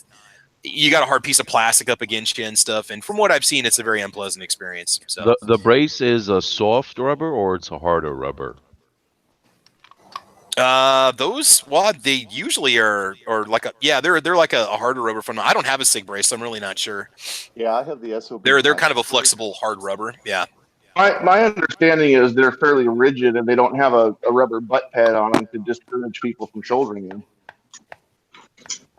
Yeah, it doesn't. It's that's the and you can't put it there. There was pads that were coming out for the CAC blade also, and the ATF said you can't legally. They can sell them, but you can't put them on the gun legally. You're not supposed to because then it transforms your stability brace into a shoulder stock. Hey guys, I have the SOB tactical brace, and it's basically a flexible rubber that's held together with a strap. So it's solid enough to be a stock, but it's not really meant for it. And when I hold it at face level, it just keeps on pushing my nose to the charging end, so I just don't enjoy it. Mel, you got a little bit of feedback on your end. Can you check your connection? It's kind of echoing back. That's fine. And the one thing about the SIG braces is that the letter that came out, it says that if you were to shoulder it according to the ATF, you would not be considered as breaking the law with the SIG brace. Now, the CAC company that makes the Shockwave fin, they also have that out there. They have that same letter on their website, or they have an early approval letter that they claim is legit. That if you do the same thing, you're not breaking the law if you inadvertently or unintentionally shoulder the gun. So I mean, that's the whole idea about it. But Vandaliska did make a good point. He goes, I find it interesting how as soon as it touches your shoulder, that gun is not transformed into something else. Well, depends on what you've put on it. That determines what it's going to turn into. If it's a SIG brace and it touches your shoulder, by law, it's still defined as an AR pistol. Oh, but by the ATF, it's still determined to be a pistol. It's called snorting angel dust. Yeah, pretty much that's it. That's what it comes down to. PCP, see what that stuff does to children, Be really good at snorting that stuff then. Well, and a big part of his guys raise a fuss about stuff, or they get questions about things, or somebody gets arrested for something, and then boom, then it becomes an ATF issue, and now before you know it, we have restrictions on things. But I want to talk about something here. Go ahead. Yeah. One asked first, do you guys keep the letter with a gun? Yes, if you have one, you should keep the letter inside your container for the firearm. And keep a copy at home. If it's an AR pistol and you've got a mag pull grip, you could just tuck it in the pistol grip and put that butt cap on there on the pistol grip if you need to keep it right there on the gun at that point. I mean, I don't really have to worry about it being at a private range where I shoot, but if I would be transporting it or something and there's a question about it, I don't know if anybody's ever actually been prosecuted or charged and prosecuted with shouldering an AR pistol. I don't know if it's ever happened yet, but I don't know. It's just one of those things. It's kind of the situation that we're in right now. Okay, so talking about the used firearms, this is something I definitely want to get into. When you're looking for a Glock, or you're looking for a Smith, or you're looking for a SIG, one thing that always pops up, especially if you sort by price, are the LEO trade-ins, the law enforcement trade-ins. Do any of you guys have an LEO trade-in at all? Not yet, but I'm interested in one. Okay. I'm still waiting on mine from Mac. What's that? I'm still waiting on mine from Mac because. Did you go with the Smith & Wesson, the 5096s or whatever they're called? Yeah, the CHP police trade-in. Yeah. I ordered it in September. It's still on back order. Oh my God! Jesus Christ! I've got that Beretta 92S, which is the Italian police surplus. Yep, those are awesome. Oh yeah, Rick has one too. It works great. Just FYI, never remove the magazine the magazine catch, because it's impossible to find a replacement roll pin for it. Okay. Are those Italian trade-ins? Is the magazine catch in the normal place, or is it on the butt? It's in the butt. Yeah, European heel style, I think is what they call it. Why would I? Because I thought I knew better, and at that time I didn't. Yeah. Okay. Well, we gotta live and learn. You live and learn. That's all I would say. But is that a problem, having the magazine release on the butt? I mean, do you really use it so much that you need that magazine release, or? I'm left-handed. It doesn't bother me because Yeah, you got your own issues already being left-handed. It slows down changes, and it takes a while to get used to if you're right-handed, ever. yes. Okay, right-handed, left-handed. Since I'm left-handed, it's actually easier for me to deal with because I can use my right hand to take the magazine out and put a new one in. Wow, what's going on there, Squib? Who's getting attacked? Squib, are you dancing again? Are you dancing again? I have all my I think fans. Squib's at the club. All my fans are in the background cheering me on. Because it's ladies' night. Okay, so the reason why I wanted to bring up this LEO thing is because over on the gun channel side, Paper Plane Crash, he said that what was the deal? He bought a Glock 19 that was really dirty, looked worn, but the price was right. Oh, it was just a used Glock 19. I'm sorry. Got it home and tore it apart and deep cleaned it. Lo and behold, it was indistinguishable from brand new. It was flawless. Don't be afraid to look past the dirt. It may not be worn as it appears externally. So when you get that LEO trade and it might not have been clean when you get it, don't be disappointed when you first get it.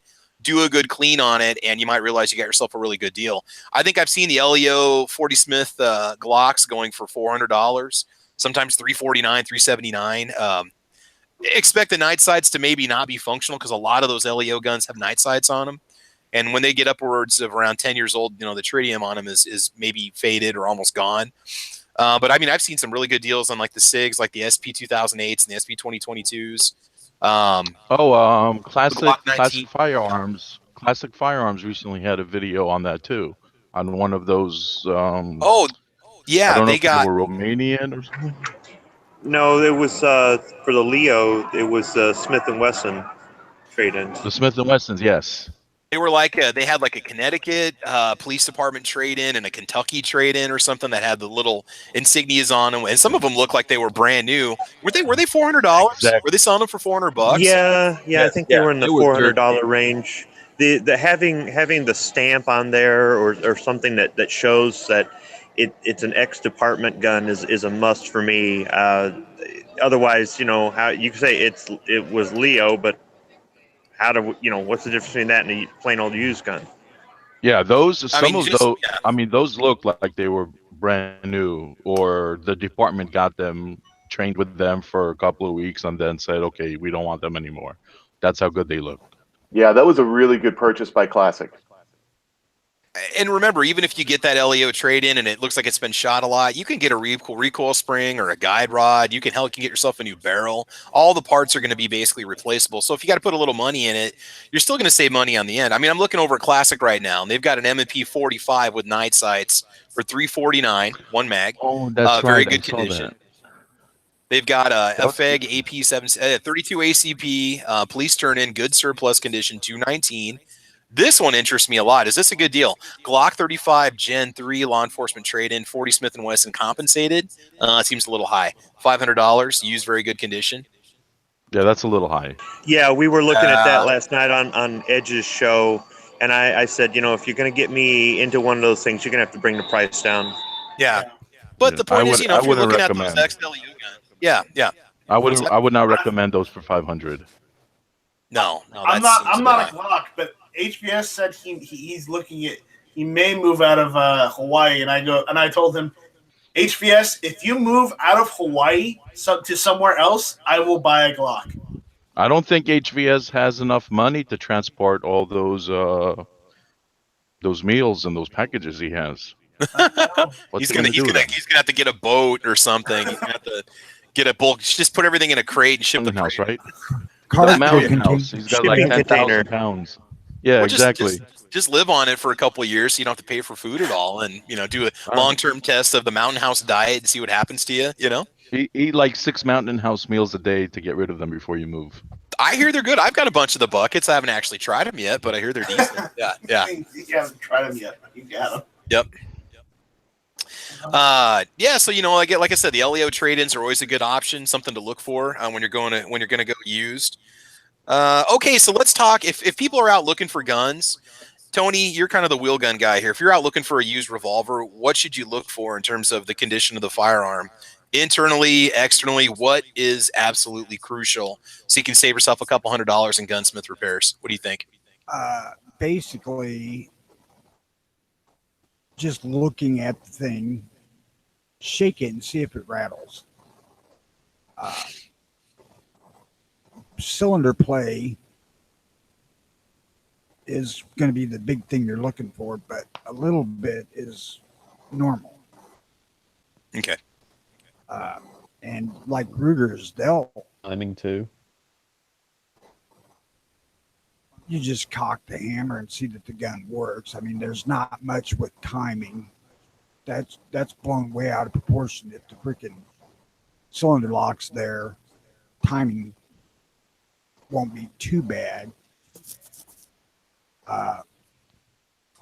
If you're looking at quality stuff to start with, I mean, I have never seen a Smith and Wesson or a Ruger be out of time enough that the gun wouldn't work.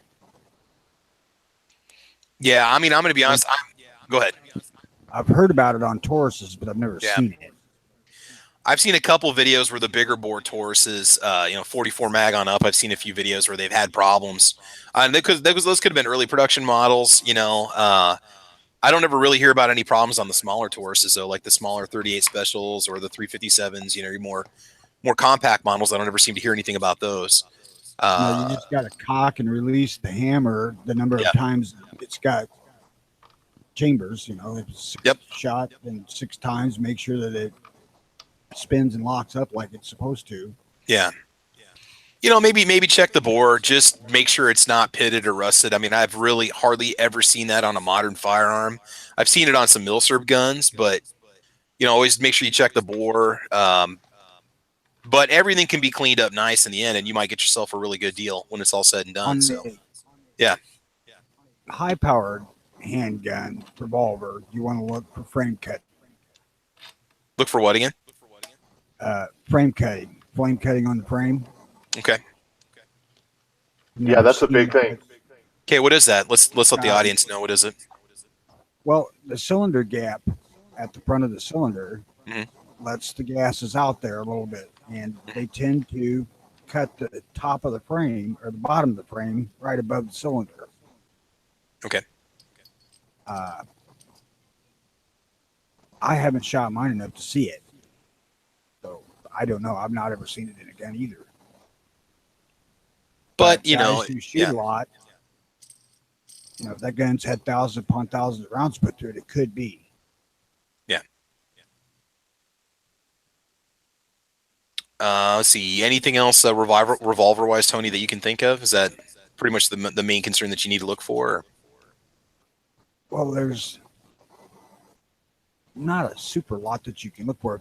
If it's like a Smith and Wesson, if the crane's loose, just go away. Yeah. Yeah.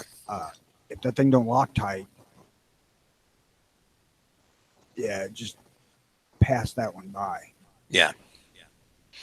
And I mean, it's hard to think that somebody could have possibly had the money or the time or the resources to put that many rounds through that gun to wear it out. And these are little things, but you could find the rare example where it does happen. That it does pop up. So, well, with the Smith, like in 44 Magnum, it's possible because of overload.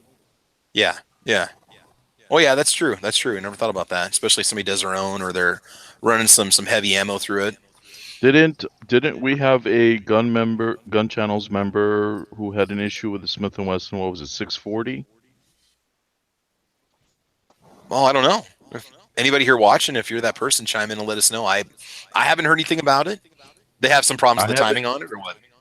I haven't seen him online for a while, but he had to go back between the dealer that sold it to him quite a few times, and between the manufacturer, Smith and Wesson, to have the same gun sent to him back 3 times when they should have sent him a new gun. Oh wow! I believe it was a 640. Okay. I've heard of people having problems with barrel alignment on Smith and Wesson's newer ones, and Smith being pretty crappy about fixing it. Yeah, that's the whole issue we had, and it was over 4, 5, 6 months back and forth with Smith and Wesson. I was just like, oh god, never get that. There's no reason for that. They've got the money and resources. They need to take care of their customers and all. It's gonna, and maybe they don't care. They've got the money. Well, they can afford it. At they one can afford point, repairs. Right, exactly. At one point, he suggested to them, "Listen, after all I've been through, can you at least upgrade the model one model up from what you keep giving me instead of keep giving me the same piece of garbage?" Yeah. they wouldn't do it. I would just like you to find another manufacturer. Yeah. Yeah. Well, Yeah, that could be a technically, problem. So they can't send him a different serial numbered gun than what he sent them to have fixed. yeah. Three, 4 times he went through it. They would not offer him another firearm or a different model. I was just like, they actually sent him back 3 times the same freaking gun. As he bought that gun and his paperwork was all on that gun, they can't send him a different one. I'm sorry, if you can't fix an issue that you created through your manufacturing, and you're not offering to give someone a new firearm or upgrade the model of what they have now, and you still send them back a non-functioning firearm, that's an issue. They could do it through the FFL. Yeah, they would have to go back through the dealer, basically refund his money and have him buy the upgraded version, something to that effect. But it would have to have new paperwork to match the serial number on the new gun. And there's no way in hell that Smith is going to send it to the guy's house. Yeah. Well, that's irrelevant. After all, No, he would just be on the hook to fill out the paperwork and pay the transfer fee. That would be it. And If it's good customer service. They would not do that. It's irrelevant of what needs to be done. Their customer service was just atrocious. After that, Really, at the end of the I day, would they never could buy have a just Smith & Wesson. they could have just got away with refunding his money and called it a wash. Yeah, but they never went that direction. So I'll just they could have wrote that off. The company could have written it off, and you know what, they would have kept the customer for life. Now they've got somebody out there that's not happy with the purchase, and they might not ever buy another Smith product again. And again, maybe they don't care. Maybe there's enough new buyers coming in that they don't have to care. Exactly, and they have the right to talk crap about them because that's their issue. That they had to deal with that. Yep. So yeah, Smith & Wesson does have issues, just like some Rugers have issues and whatnot. Yeah. Side chat, John. I can tell you about Ruger's warranty. Ruger's second to none in what I've dealt with for warranty. What's up, Night Strike? So read the side chat.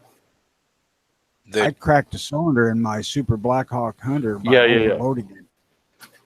I admitted to him that it was DB that was telling us that went through that. Okay. Yeah, I haven't seen him online for a while though. What about if you're looking for semi-automatic pistols? What do we need to look for if you're going to buy used? Make sure it doesn't say Sky on the side. Oh, that's the first thing. Yeah, buy a high point before you buy a Sky. I mean, buy an SD9, which is basically $25 more than a new CPX2. Touch anything with a J with a number less than 23 in front of it. Now I can't. Okay, my Jimenez J22 has been awesome. I put hundreds and hundreds of rounds through it. But you're buying you're buying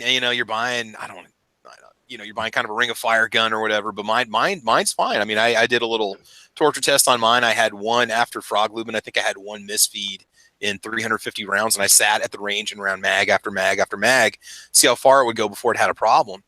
And it could have been me. It could have been a loader error. I mean, I had good luck with it. You definitely got a good. You definitely got a freak gun that worked as well as it does. Yeah. Now, as you know, I've had fantastic luck with my Phoenix. Yeah.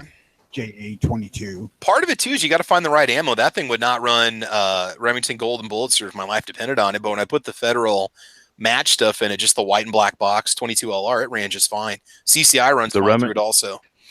The Remington Golden 22, that's a higher quality, or that's just like that stuff would not cycle worth a darn on it. So I got a whole video on it. I couldn't get it. I was having problems every couple mags. It would not eject. It felt weaker when you were shooting it on a gun that little. When you run a higher quality ammo, you can feel the difference in the pop and the slide and the the way it charges and so on. And the CCI mini mags and stingers ran fine, and so did the Federal match ammo, which is I think it's like $20 for 350 rounds or 400 rounds. That stuff was great. Yeah. The Phoenix and every other gun I got works great with that Golden Bullet. But the Phoenix specifically says do not use high velocity ammo. Yeah, and this I think the Federal might be, and so are the Stingers. And because you can tell when I was running the standard velocity CCI, it would cycle fine, the little Jimenez pistol, but it just didn't have. It wasn't nearly as much felt recoil. It was just a different experience. But I will say this: if you are Right, but looking the for a topic gun, you're bringing up, the Yeah. topic you're bringing up though is semi-autos yeah, that what to look function for. not with option of Now, what like ammo you should not use. when you buy the gun used, buy a couple different brands, buy a couple different boxes, a couple 50-round boxes, and see what'll run through it and what won't. Um, Well, one of the and, things Because to I've look heard a for lot when of people complain about Yeah. that Remington box, the cheap stuff. and it might just work fine doesn't for work you. with I mean, some every guns. gun's different. Every gun's unique, and it might just run fine. Maybe I just didn't have mine broken in enough. I don't know, but it was having problems with it. I hadn't fired it a lot before that point, but after I was running the Federal through it, it was good. Yeah. Well, if you're buying a used semi-auto, one of the things you want to do is you want to take it down. I mean, if you can't open it up to see where the wear spots are on it, to see, kind of, give it a guesstimate of the round count, which, I mean, if you can't guesstimate by, the wear, you probably shouldn't be buying that gun used anyways. You should be buying new stuff. You got to watch for that kind of things. Because, I mean, I bought a Walther P22 and I got $50 off it just because I was looking at it. It's like, wow, this guy's got a lot of rounds through it by the wear on it. The guy admitted to it. He's like, yeah, because I'm just trying to get rid of it. It's like, hey, I'll still take it. It's a good gun, but I'm not going to give you the cash that you're asking for it. And like we were talking about brands, I'll just say if you're in the market looking for a gun, you might be tempted by those lower price guns. I had a Jimenez J9, ran rounds through it, ran fine. But Matt, over Never Enough Ammo, I think the first day he took his Jimenez J9 to the range, it was either a 9 or a 380. The slide blew off of it. So I'm going to say don't even go that route. Don't go with the Jimenez. Don't go with the Sky. You want to get one, fine, but get something. Like I said, an SD9 VE is a nice entry level gun, and you can pick those up for on 250 used, under 250, sometimes new for 250. That's a nice entry level, good 15 round magazines, and you're getting magazines with it as well. The higher capacity. Yeah. And another thing about the SD9 VE, if you guys ever decide to buy one, that's actually my bedside gun. PSA's got the standard 16 round magazines for it for $20 a piece. And like $5 or $6 shipping, because they're normally 40 some dollars a piece if you go to buy them in the gun store or you go to buy them online anywhere else. So that's a good entry level used firearm if you want to pick one up, because you can change the spring and the guide rod in it. There's aftermarket parts out there, and that's another thing. You might be lured to buy that customized used gun that somebody traded in, the Glock with the gold barrel, and it's the stipple job on it and stuff. But you might be buying somebody else's tuned pistol with tuned pistol problems. So you might want to kind of be careful, because it might have a swapped out trigger. It might have a real light spring or heavier spring because the guy had it tuned for a certain round. So I don't know if I'd really want to buy customized, non-factory customized used guns. You might run into that once in a while. I would say that's probably something you want to stay away from. I mean, based on your guys' experiences and some of the things you've already discussed, as far as what you're looking for, you want a good deal. And like you guys mentioned before, the surplus stuff and the police trade-ins. Yep. There's way too many good deals there to go out to get something brand new and spend $300-400 more. Oh yeah, easy. Especially if you just need a couple pistols, or you want something for a truck gun, you want something for whatever, the tackle box kind of thing, kind of situation. What about when we're buying? Go ahead, Tony. If you got $300 to spend to get something to throw in the truck or tackle box, whatever, go buy a damn SD and be done with it. Yep, exactly. You can get those in two-tone stainless and black, and they've got them in black and FDE now, and black and gray. And I love mine. I shoot just as well with that as I did with my Glock 17 Gen 4 before I sold that. And I was going to go buy another Glock 17, and I didn't. After I got the SD9, I was like, man, this thing is nice. I mean, it's not fancy, but it shoots well. Yeah. And just like your store that you go to, some stores are giving those things with an additional magazine. Yep. And they'll give you an extra box of ammo, whatever it is. Yeah. I mean, there's always a good deal to be had. I think right now, and you may have to check, but I think there's a $25 rebate from Smith & Wesson. Oh, nice. Ooh. Oh, they got one out now. Oh. Yeah, that's... it may have expired. I think it's been a couple of weeks that I've seen it, but you can check. Yeah. And they'll do that every so often. They'll offer, $50 or $100 on their high end, and then, half of that for the low end pistols. But, if you get, here's the deal. I'm not saying that you should do this because it's immoral, but if you buy the gun and you got the box and you got a receipt for it, I mean, is there a possibility you could use one of those rebates if the gun was never actually registered with Smith? Like if the card was never sent in? Could you turn that? Could you turn your receipt in with that rebate card? I would say you could probably do it, but the date on your receipt's going to determine whether. Yeah, the eligibility for the rebate. I mean, that's something you could run into. So yeah, I mean, yeah, keep an eye out if you're looking for something. And I mean, because a lot of guys will buy the gun, they'll never send in the registration card for it, the warranty card for it. Okay, now what about let's switch over to shotguns real quick. If you're going to buy a used shotgun, let's say a pump, what should you look for? What not necessarily brands, but what do you want to look for when you're testing it out in the store? Because the shotgun could have a lot more rounds put through. Somebody could have just played around with it every weekend shooting skeet or whatnot. But what do you guys think about that? Used shotguns? Again, it's like what I say about the revolver. Shake the damn thing and see what you hear. Yeah. Some old shotguns can get really friggin' sloppy. And it doesn't really hurt them that much. I mean, to be honest, like if you find an old Winchester 97 that was a takedown model, it would almost scare you how loose that thing can be, but it worked just fine. I got a Mossberg 835 Ultimag trophy slugster or whatever they call it. Came with 2 different barrels. And that, yeah, you've got the 2 bars on the sides, and it's like, you could kind of, the handguard on it can wiggle or whatever, and it runs fine. It's always been like that. It runs fine. I've got a Steven 67E that I bought used, and it works just fine. It's exactly what Tony says, though. It does have a bit of play, but that's not to say that it doesn't work properly. Yeah. The one thing I would say about shotguns is look at barrel construction. Yeah.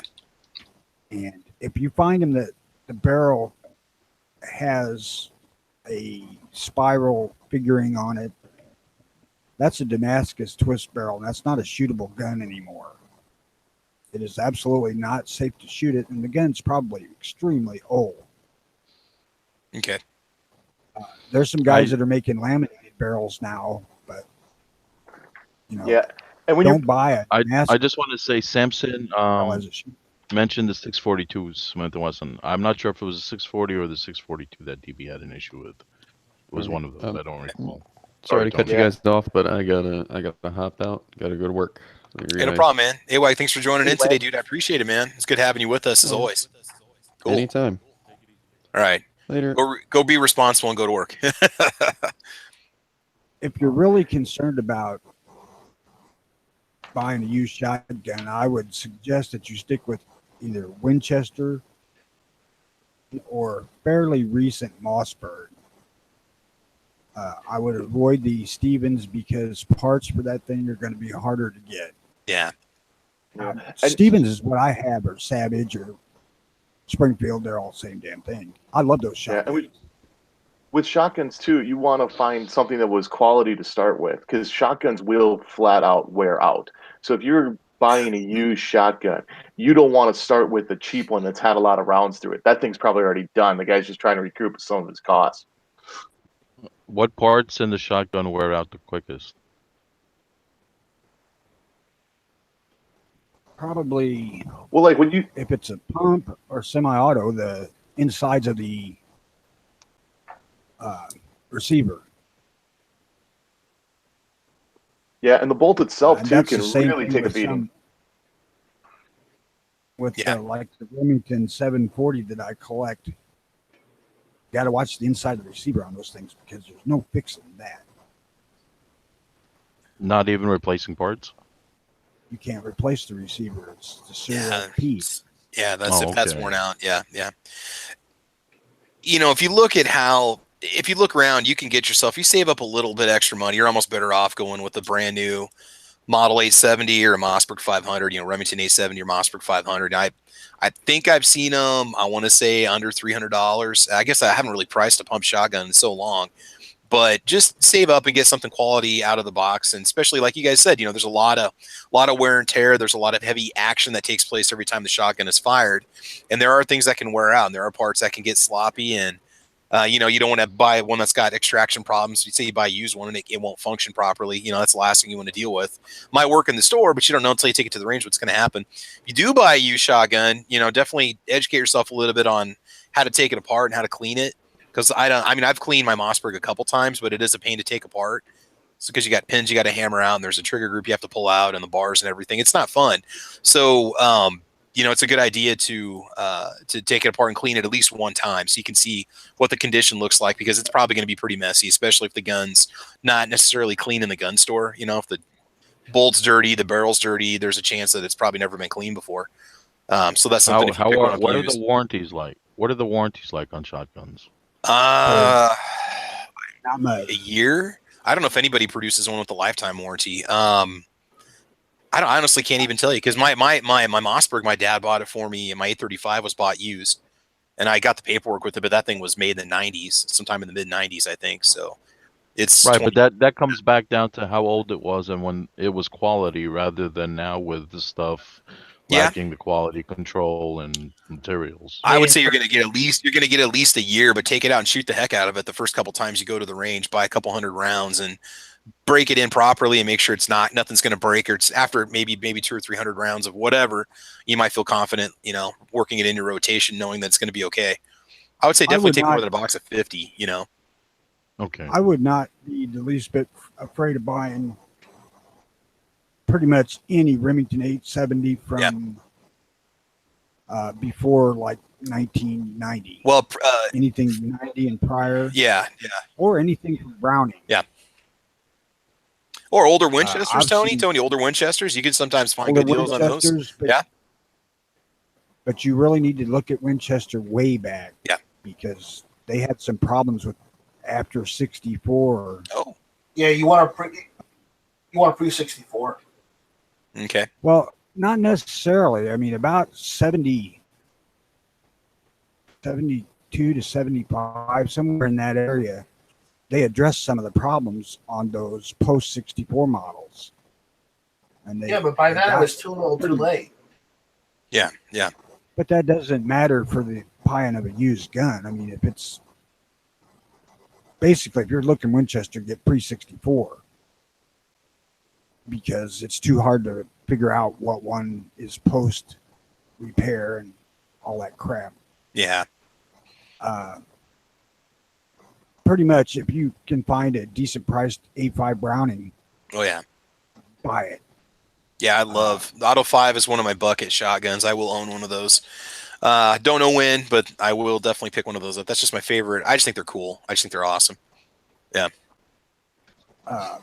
I had one. I didn't care for it that much. Oh. The gun was exceptionally reliable, and it was beat to death. Mm-hmm.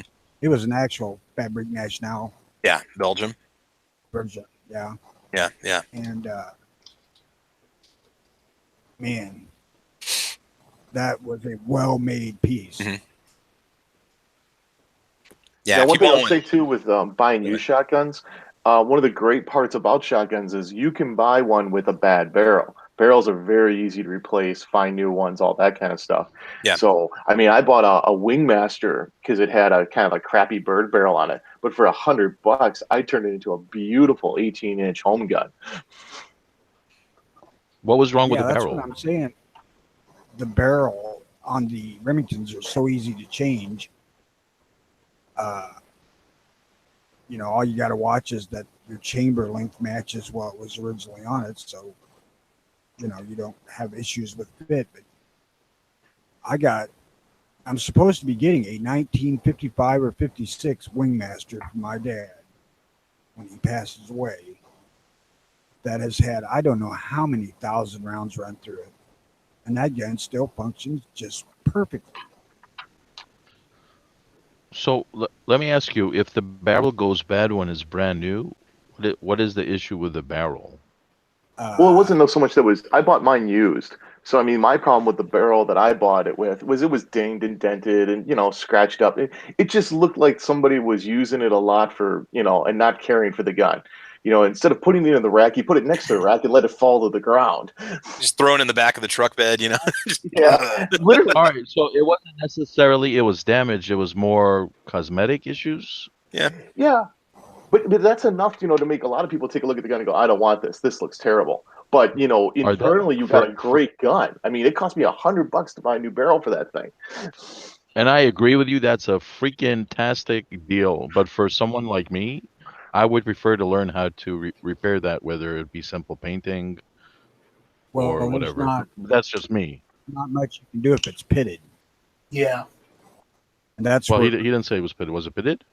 No, it was more he just said dented. dinged and it was just beat up. I mean, it had heavy wear, and since it's a blued barrel, I mean, I took a bluing pen to it, I fixed it up. It's shootable. There's nothing wrong with it, but it just doesn't have that cosmetic look that's going to sell. Right, right. Yeah, it's and sometimes you can find those barrels on clearance. You find really good deals on them because they're not everybody wants one or needs one or buys one. You can sometimes pick up some really good prices on them, so you don't have to drop a lot of money into it. Yeah, and that's a great thing to go to the gun show for too. In fact, that's where I got my barrel from. I would love to see the guys that work on their firearms do things like simple things. Not, it doesn't necessarily have to be expensive and factory like stuff, but just see someone maybe take some scratches out of the firearm, whether it be scuff the scratches out and maybe repaint it a little. I'd like to see come some on of that over. stuff because I'd like to learn. Matt is a good guy to talk to because over on Never Enough Ammo on his channel, he's done a lot of videos on like refinishing wood stocks and cleaning things up quite a bit. He might have some on rebluing or how to improve the appearance of it. Yeah, there you go. Go head on over to Tony's. There you go. A couple videos on that about rebluing and using a bluing pen to clean stuff up. There's a couple of guys out there that have great stuff out there on how to like touch up bluing and touch up stocks. I mean, the other thing too, like let's say you got a dinged up stock. I mean, you can actually steam dents out of wood. Right. Yes. So I mean, there's all kinds of little tricks and stuff. I mean, literally, all you have to do is I wouldn't say Google search it, but YouTube search it. There is a video on everything, and it's awesome. And then once you watch all those videos, make your own video because you're probably going to do it just a little bit different. Oh yeah. That is so true. That is so true. Yep. A genuine and honest reblue of a gun. Exactly. You need an oven that the thing will fit in because you really need to heat it. What about one of those the hair dryer heat guns, or does the whole barrel need to be heated? The whole thing needs to be heated for the blue to be activated to do what it needs to do. It needs to be heated evenly and all at the same time. Otherwise, you get like a wavy look to it. So yeah, you could use a heat gun, but it wouldn't. I don't know. It wouldn't look right. Yeah. Right. See, this is the kind of stuff I think is really awesome for people to do. Yeah. You could dismantle a gun and stick it in an oven, in component pieces. Just like hacksaw it right in half. On a shotgun or something like that, but like a rifle, not so much because it's not so easy to get the barrel off. Some you can, but on a rifle, maybe consider going the Cerakote route too. That's always a possibility because that's something you could do. A wheel grinder will take the gun apart so it fits in the oven, right? Yeah, there you just cut it down. And I know you guys don't want to hear this, but it's okay to pay for labor if you find something you like and you want it done and you want it done right. I mean, like we've got a guy at our local gun show. It's called the Stock Doctor, and this guy does incredible work. You're going to pay for it, but I mean, it's worth every penny that you give him because you end up with a stock that looks brand new. Absolutely. Yeah. Yeah, I mean, definitely. And then once it's fixed, it's done. Then you don't have to worry about it again. It's just a done deal. It's not a problem. Okay, now let's move on to used rifles, bolt action rifles. What to look for if you're in the market for a used bolt action rifle? Because I purchased several, and I've never had any problems. But just if you're going in there off the shelf, biggest thing you want to look at is pull bolt out and look down the bore. Okay. And the rifling should be crisp. Yeah. And absolutely spot free. Yeah. Yeah. If you go for some of those real high velocity rounds, like say 243, I've heard, I don't know if it's true, and I don't know anybody that's really got the money to do this, but you can wear out the barrel, in a lot of your 243s within a couple thousand rounds, 3,000 to 4,000 rounds. I bought a Remington 710 and 243, and it had good rifling in it, but I had no idea how many rounds were put through it. So when you say wear the barrel out, you're referring to the actual rifling? Yeah, the rifling is you don't have those nice cut. You don't see the crisp edges in the rifling. It doesn't look very defined. It starts to like, I don't know how to. It almost kind of get kind of smooth where the grooves and lands are. On the hot. All right, so you're not getting the twist that you want. Yeah, yeah. It's going to start. You're going to lose accuracy with it. on the hot round rifles, what you get is you get it burning the rifling out of it right out of the chamber. So the rifling on down the barrel ways will look just fine, but when it comes up to the chamber, it'll start going away, and it may even get bigger. Yeah. The actual diameter of the bore gets bigger than it started out. It's not that hard to tell. Yeah. I mean, when you look at one, take the bolt out and you just can look down see the rear. When you look down it, you can see the end of the chamber, and then the rifling starts at a distinct place. And if it doesn't do that, then I would be questioning it. If it looks like that rifling starts at nothing and fades into existence, Yeah. it's kind of shot out. Yep. That's a good point too. And yeah, I mean, to me, in my opinion, 243, 270, that kind of route on, that's what I think you really need to be concerned with. But any gun can have that much wear and tear on it, Yeah. Right. You don't know if someone's been shooting hot loads in it. Yeah. Yeah. And rifling too, I mean, it doesn't wear out evenly throughout the whole gun. So you should really be able to see this. I mean, if you want like perfect rifling, I mean, it should look the same at the front as it does in the middle, as it does in the back. I mean, if it doesn't look the same all the way through the gun, then that you got a rifling problem. And an accuracy issue as well, obviously. Yes. Pitting and rifling, the two things that are going to make a rifle inaccurate. One thing that you'll most of the time find is that the high power stuff, like the 270, 30-06, even 300 Win Mag, probably are going to be pretty clean because people aren't shooting them that much. Yeah. Because that recoil sucks. And it's kind of pricey, and they might just use it as their once-a-year deer rifle. They put 5 rounds through it at the range, they get it sighted in, and then they take 1 or 2 shots, and it goes back in the safe for another year. Yeah, it's not uncommon to pick up a 30-06 at my local gun shop and have that board look like brand new. Yeah. Oh, yeah.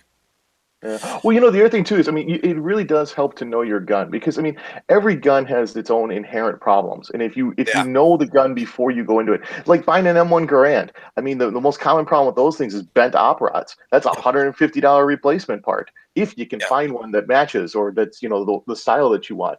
I mean, every gun that's used out there is going to have its inherent problems. Like with shotguns, it's going to be those receivers. With revolvers, it's going to be timing and right where the cylinder locks up to the back of the barrel. Is it cut? Is it smooth? Is it perfect?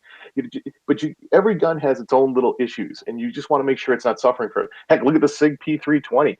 You want to make sure it's got the new trigger in it, because you don't want to have to just send it back. No, that's true. I mean, there's just the main thing is just that you do some serious research on it, so that you know what you're getting yourself into, and the bores are important. And if you go milsurp, if you're looking at a Mosin or you're looking at any milsurp gun, definitely take the bolt out and look for pitting in the receiver, in the chamber area. Definitely look for pitting and rust because of corrosive ammo that might have been fired through it. That can also be an issue if somebody fired a bunch of spam cans of ammo through their Mosin. And I've seen some pretty bad ones that really they're just like little pock marks in the receiver from corrosion. Keep wanting to say erosion, corrosion, and that can cause an issue. I don't know so much about other guns. But Mosin will go from a 2 MOA gun to a 6 MOA gun because of pitting. Yeah, it's just what happens with it. Yeah, there is both corrosion and erosion, Travis, because you may get a barrel that's shot out because this thing's been used for training and drill and things like that over decades and decades. Some of these things are brought out, they use them for drill, they might shoot a little bit with them, they put them in the arsenal, they redo them, they pack them away, and then what they do, they bring them back out again. For example, I know that the Yugo M48s were built, and a lot of them were stored, and then 5 years later, or 6 years later, they're all pulled out. They're gone. They're completely clean, gone through, made sure they're good, repacked in cosmoline, put away. Now, that's not to say all of them are like that, but in doing some research on my rifle, I found that they had made a lot of these for what if they've got to call up the reserves? What if they've got to start drafting and arming the population, that sort of thing. So some of these milsurps were used in combat, and some of them were just drill rifles or stored in a warehouse. Yeah. So you kind of take your chances with that. Another thing to consider too is, can you get components for them? If you find one at a show and it's a good deal, and you say, "Man, I got to have one of these for my collection," but you want it to be a daily shooter, if you so choose, but you can't find any parts for it, that's a problem. Yeah. Well, that can definitely Another be an issue. thing, if you're looking at like hunting rifles, if that thing has a hair trigger, I would be very leery of it. Now, I'm going to throw a caveat out there for the Remington 700 because all of those older 700s were made to adjust. And I would ask the gun shop if he could adjust that up to where it's about 2 pounds instead of just tap. Go off. Yeah. Because there were these things and they make them so friggin' light that the gun's dangerous. Well, I mean, that trigger can always be adjusted, correct? But I don't know about the older. I'm sure Winchesters probably can too. That 700, that's the one I want for long distance. That's a rifle I would definitely love to have as a top 3.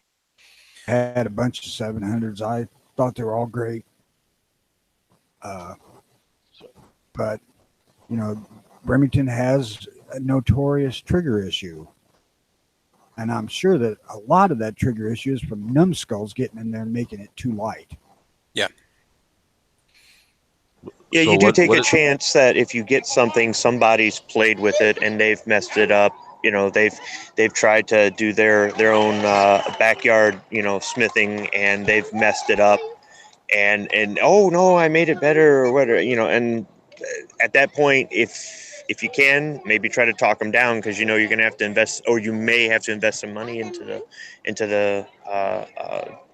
the rifle or whatever firearm it is, because of what they're saying. They may not want to back down because they may think that they're the best gunsmith in the world, but they really just boogered it up. Yeah. Right. And I So, would so, really- so based on people doing their own upgrades and issues someone may have, whether they're buying a new gun, a used firearm, a firearm that was given to them years ago, when I first started watching these videos from this community, one of the things people had spoken about was, whatever you do, new gun, old gun, always make sure you have extra parts. Yeah. Whether you need them or not, from the moment you buy the gun, make sure you have those extra parts just in case. Well, if somebody Those- has something and they decide to put on aftermarket parts, or they decide to do an upgrade or something like that, but they've got the original parts with it, then you can, I think that's a good point to look for when you're doing a purchase. If they bought something new and they pulled the original trigger out or whatever it was, and they kept it and it's still in new condition, then that's going to get more of my attention than, oh, I don't know what happened. Yeah. I've been dealing with guns for 40 years at least. And I have, in all the guns I've ever had, I have broken 2 firing pins. Oh, wow. One in a old Remington 552 Fieldmaster from dry firing it, and one in a Savage Sure Shot rolling block. So when you blew up your Ruger, the firing pin was still good? Well, yes. Okay. That's a good firing pin. Awesome. Real quick, guys, Midnight Range made a neat suggestion. When you're looking for guns, when you're looking stuff up online, he says, when I Google a gun, I search it with the words issues, problems, or worse. That way it brings up sites that aren't just fanboys or BS reviews. That, and then also get into the forums. You might have a lot of fanboys in the forums, but forums are always good to look at too, especially if the forums has a problem section on it. Go to the Glock forums, look up Glock problems, and see what people list as common Glock problems or Smith problems or CZ problems, and then that way you'll have an idea, kind of as what you're going into as you want to buy that gun. Now, I'm going to make one recommendation to you guys here when you're out looking for used firearms. If you're looking at an AR used, in say a pawn shop, or I always encourage you to shop locally and stuff, but consider buying new with as cheap as AR-15s are now. I don't really ever see the really good used deals on AR-15s or AKs in pawn shops, especially now. Say you get yourself a AMD for AMD 63 for what 450 bucks. You can get yourself a Wasser for 500 or 550. You really need to know that, because especially in AR-15s, you can get a PSA for basically 360, 375. You can pair one together. So when you're looking at, unless you're looking at, say, maybe a higher end AR and there's a really good deal on it, maybe they got a Noveski or say a Colt or maybe a SIG or an H&K AR pattern rifle. I really can't recommend that you go the used route. Now, granted, a lot of those parts can be replaced, but I think it was fine. Abe made a good point that in some guns you can shoot the barrels out pretty quick if you do mag dump after mag dump, especially if that's all you ever do is just play around with them. You don't get the barrels a chance to cool. Yeah. Thing is you don't know what the previous owner did to it with it. He may have been a mag dump lunatic. Yeah. And you might say, well, yeah, but you can replace those parts. But once you drop, $100 in a bullet carrier group, and then you drop, $50 in a new buffer or a new trigger, it's like, man, you could have just got yourself a brand new one for whatever. I mean, like my Bear Creek over here, that was a $400 AR, which was that was a good deal 3 years ago when I bought it. But I mean, I bought in PSA ARs for literally $375 delivered, and they're decent. They're from the Freedom or the Classic line. They're not the PTAC line. My rule of thumb with used, one of my rules of thumb is if it's current production and somebody's got one that's used, it's going to have to be a really good deal for me not to buy a new one. The other thing too is if it's current production, but there's an older version of it that's maybe more reliable or has an option or color or something, some sort of feature on it that they don't make anymore, then that's going to make me want to get, I want that feature. I'll buy the older version of the same current production firearm. So, some people out there, they get something and they run into money problems, or they shoot it and they realize they don't like it and they want to sell it, and they want to sell it for not very much less than or the same price as something brand new. No, dude, you got to work me a deal. Now, I mean, if they sell it with a case, a sling, 10 extra mags, I don't know, all their spare ammo and stuff like that, and it's the same price as a new one, okay, that's a deal. So a lot of people, well, I shouldn't say, I've ran into people that are willing to deal. They just want to unload the thing. It's not that it's hot or anything. They just want to unload the thing. They need some cash. They want to unload it. Okay, fine. You got my attention. And then I've met other people that it's like, dude, I could just go buy this brand new. Work with me here. And they don't want to budge. They think their stuff is so valuable. So, I mean, you're going to run into things like that when you're out there looking. Something else to consider too is if you buy say Ruger's single action handgun used, if that gun stays in decent condition, it's not ever going to lose value. Never. Yeah, that's something Edge was saying last night in the chat, is that the Glocks hold their value. So, don't look at the obscure stuff if you're wanting to retain value. I mean, if budget is a consideration, then buy what you have to buy. But yeah, if you pick out like Ruger or Smith & Wesson or whatever it is, and you get one of theirs at a decent price used, it's not ever going to lose value. Yeah. Yeah, and then again, that's another part of is the investment side of it. You might pay a little bit more for something used, but then again, it's going to have a better resale if you ever decide you want to trade it or sell it, or say a family member is going to get it or whatnot. It's yeah. I would just say, yeah. Tony, what's the Ruger carbine that's in 44 Magnum that's set up like a 1022? It's a semi-auto rotary mag. 1044. It's a Deer Field or something like that. Model number is 1044. All right. I was at the store looking at one of those used. It had a sling on there, but it was kind of ratty, so that didn't really help with the value. It was in good shape, and they wanted $1,100 for it. and all I had was 1,000, and I could not get the guy to come down 100 on it. I really wanted that. It was from the 60s. You know, they don't make them anymore. It's definitely something that would be on my my bucket list, kind of. And so I ended up buying the Henry, brand new, because it was less money. I had enough for that, but I really hated to walk away from that thing. But there's something where it's not in production anymore, and I don't want to say it's semi-rare, but the value. I mean, he will get 1,100 for that rifle at some point. Somebody will walk in there and walk out with it.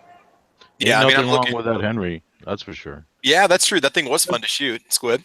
They're running. They're running from what I got on research from like 700 to like $2,000. Yeah, I So mean, I would really like to have that Ruger. I really would. I want one. Yeah, no. Looking on Gunbroker, the bids are starting around 450, and they're going all the way up to $1,200. So, yeah, that's what I'm saying. Yeah, they're ending So, around I mean, 1,225. Yeah. That thing was originally bought in the 60s, and I don't know if it was the original owner that brought it into the store to sell it or to trade it in on something. Who knows? It could have got passed down through the family. It could have been grandpa's, and after he died, the kids have no interest, and they just got.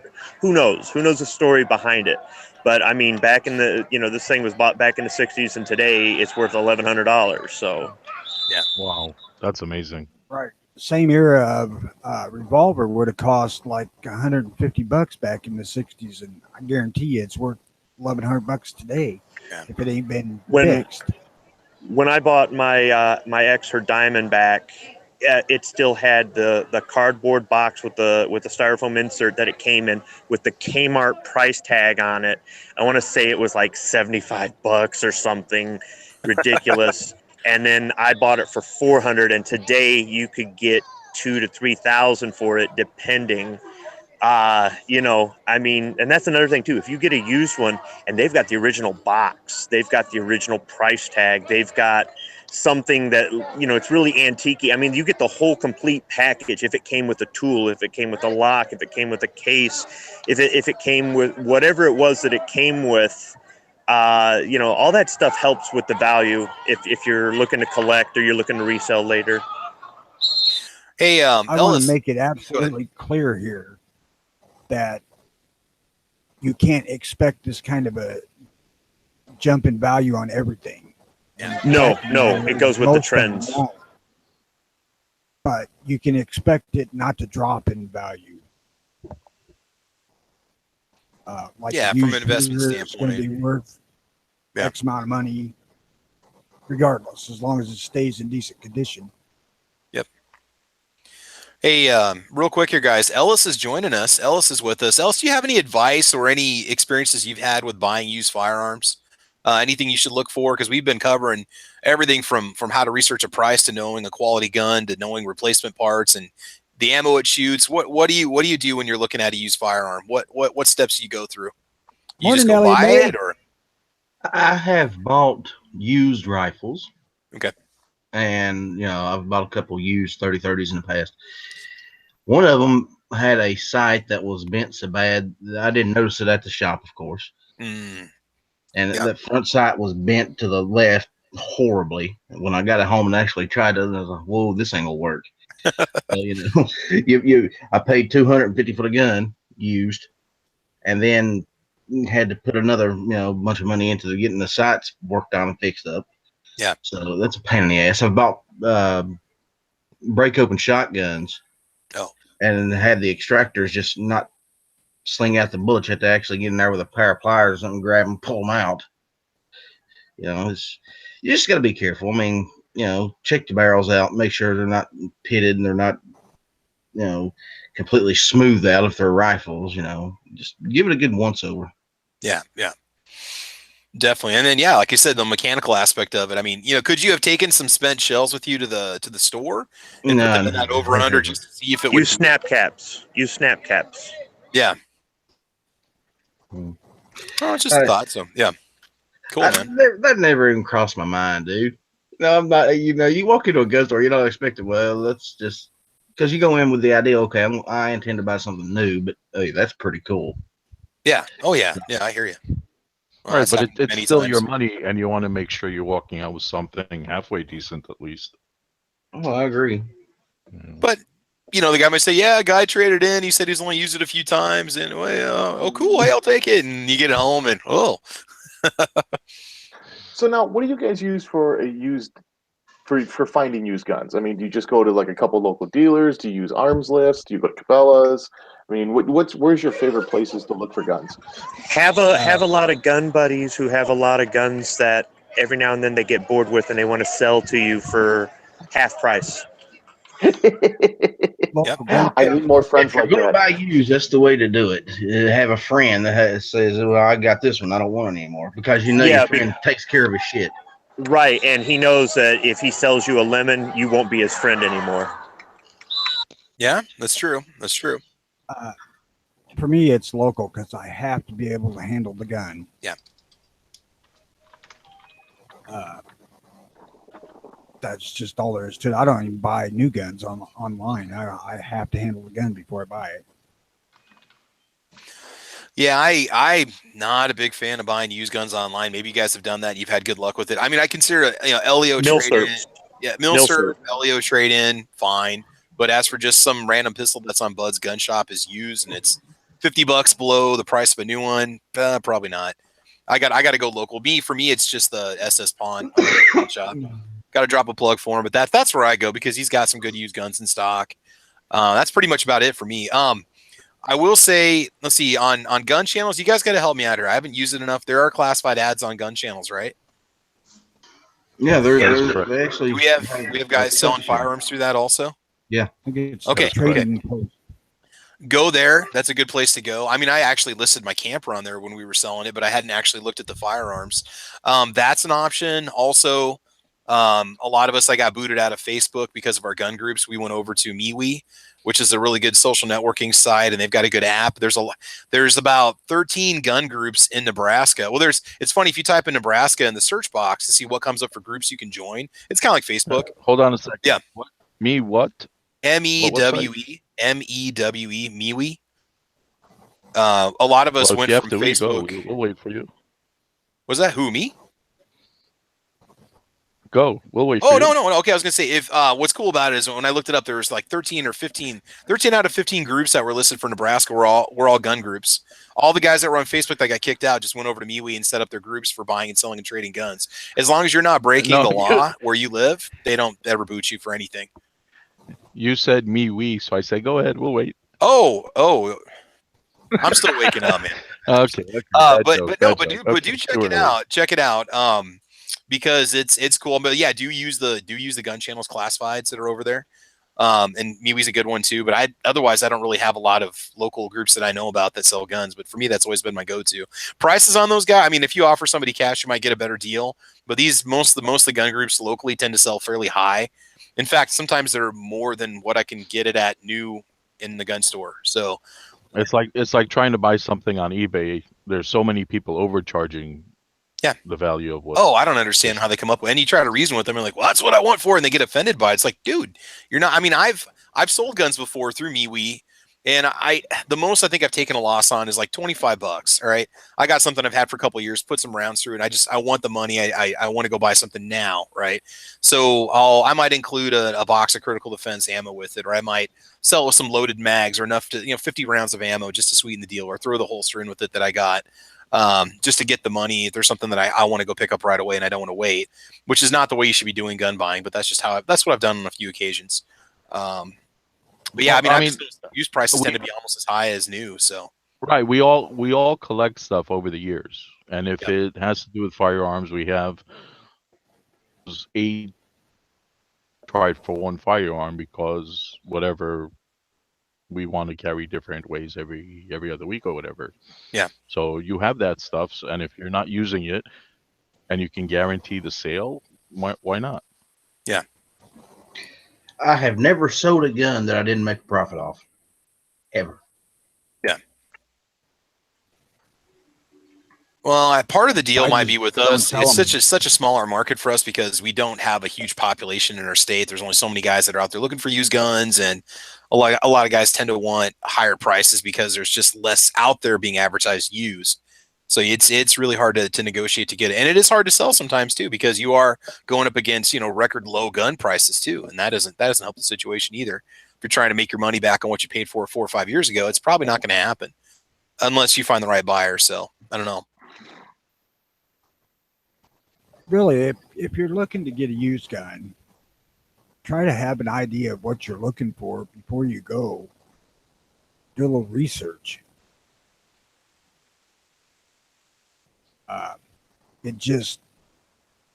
It could be completely overwhelming if you go to a gun store that's got 1,000 guns for you to look through, and you really haven't narrowed down what you want. I'm one that I don't impulse buy guns. It's just every gun is pretty well thought out when I buy it. And that's why I don't sell guns, because I bought what I have for a specific reason, and I have no reason to get rid of it. I did the impulse thing in the past, and it never worked out well. Hey Travis. Yo. What was I thinking? Sorry, Tony. Mel says he wants to hear more about the MeWe. Okay, well, it's mewe.com, and you sign up for an account with them. They're basically everything that Facebook is not. They claim, okay, and from what I've read and from what I've seen, it appears to be true. They don't harvest your data on what you look at and what you go to. There's no ads that are pushed on you at all in the feeds. You have a social feed like you do on Facebook, but you join groups, open groups, or you can apply for closed groups. And so I just typed Nebraska in a general search for groups that are out there, and 13 out of 15 groups are actually all gun groups, or all firearms groups. Some of them let you join immediately. Some of them you have to apply. Like you just say what your interests are, and they let you in or they don't. And you can chat with them just like you do on Facebook. You can private message people if you want to. I like I said, I just use it as a way to sell guns locally and to buy guns locally if I can't find what I want in the store, or just to browse and see what's out there. So all of us that got booted out of Facebook, all of us that had gun groups that got closed, so those of us that were buying and selling guns through Facebook, when we all got canceled out, everybody just went over to MeWe. So it's just MeWe.com. It's like an interest-based website. It's like an interest-based website. Yeah, you type in whatever you're into, and they suggest groups for you to join. You join the groups, and that's it. And what's Check it out.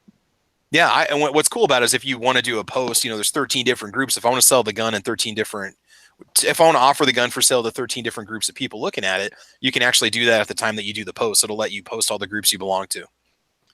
But do some research on it, see what you think. I've been happy with it. I've been on for probably 2 years now. But it's like I said, it's just strictly for.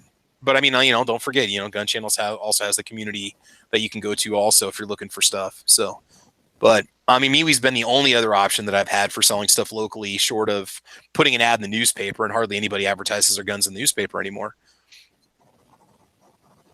So yeah, no, and it's free to sign up too. Yeah, I like it. I'm happy with it. I mean, honestly, anybody that does Google searches online, Google's using your data. They're harvesting where you go to sell you products or sell your browsing information to companies anyway. So it's like, well, But I use Facebook as little as possible, and I've got a page where I post videos, but that's pretty much it.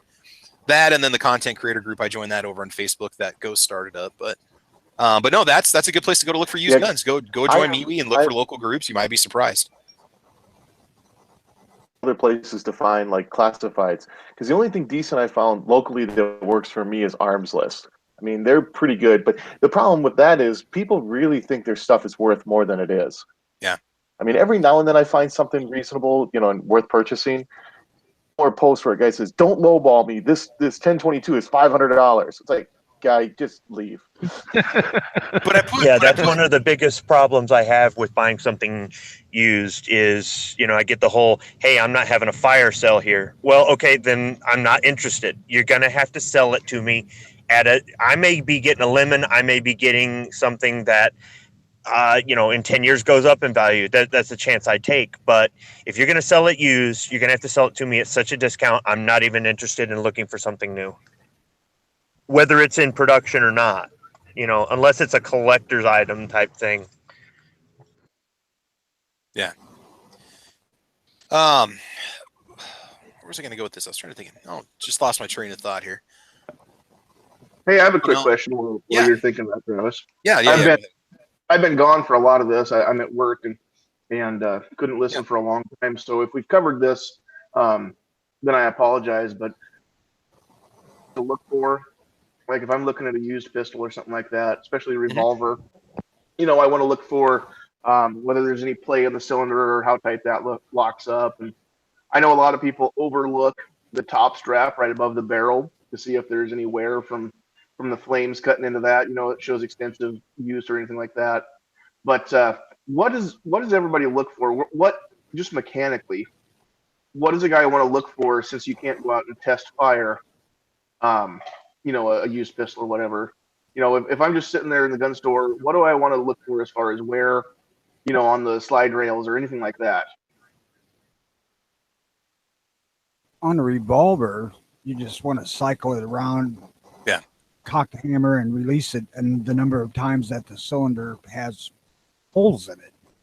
Make sure that it locks up every time, and that there's not play mostly in the crane on like a Smith & Wesson style gun or a gun that the cylinder swings out on.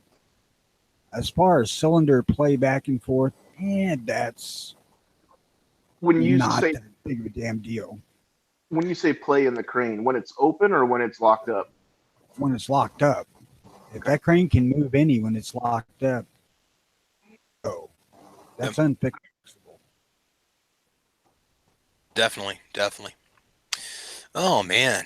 All right. Well, guys, we've been going over 2 hours, and we've had some really good discussion. I'm hoping everybody listening had a good chance to had an opportunity to kind of get some good advice for what you should do if you're out looking for used. Like where to start, what should you do, what kind of pitfalls not to fall into, because all of us have run into these situations before. We've been able to avoid those situations just based on our experience. So I think we'll go ahead and wrap it up. Man, we had a lot of people joining us today. Let's see, over on the gun channel side, we had Paper Plane Crash was with us. Scott's over there. Let's see, we've also got John was there and now he's here. Tony, Ohio 45 ACP.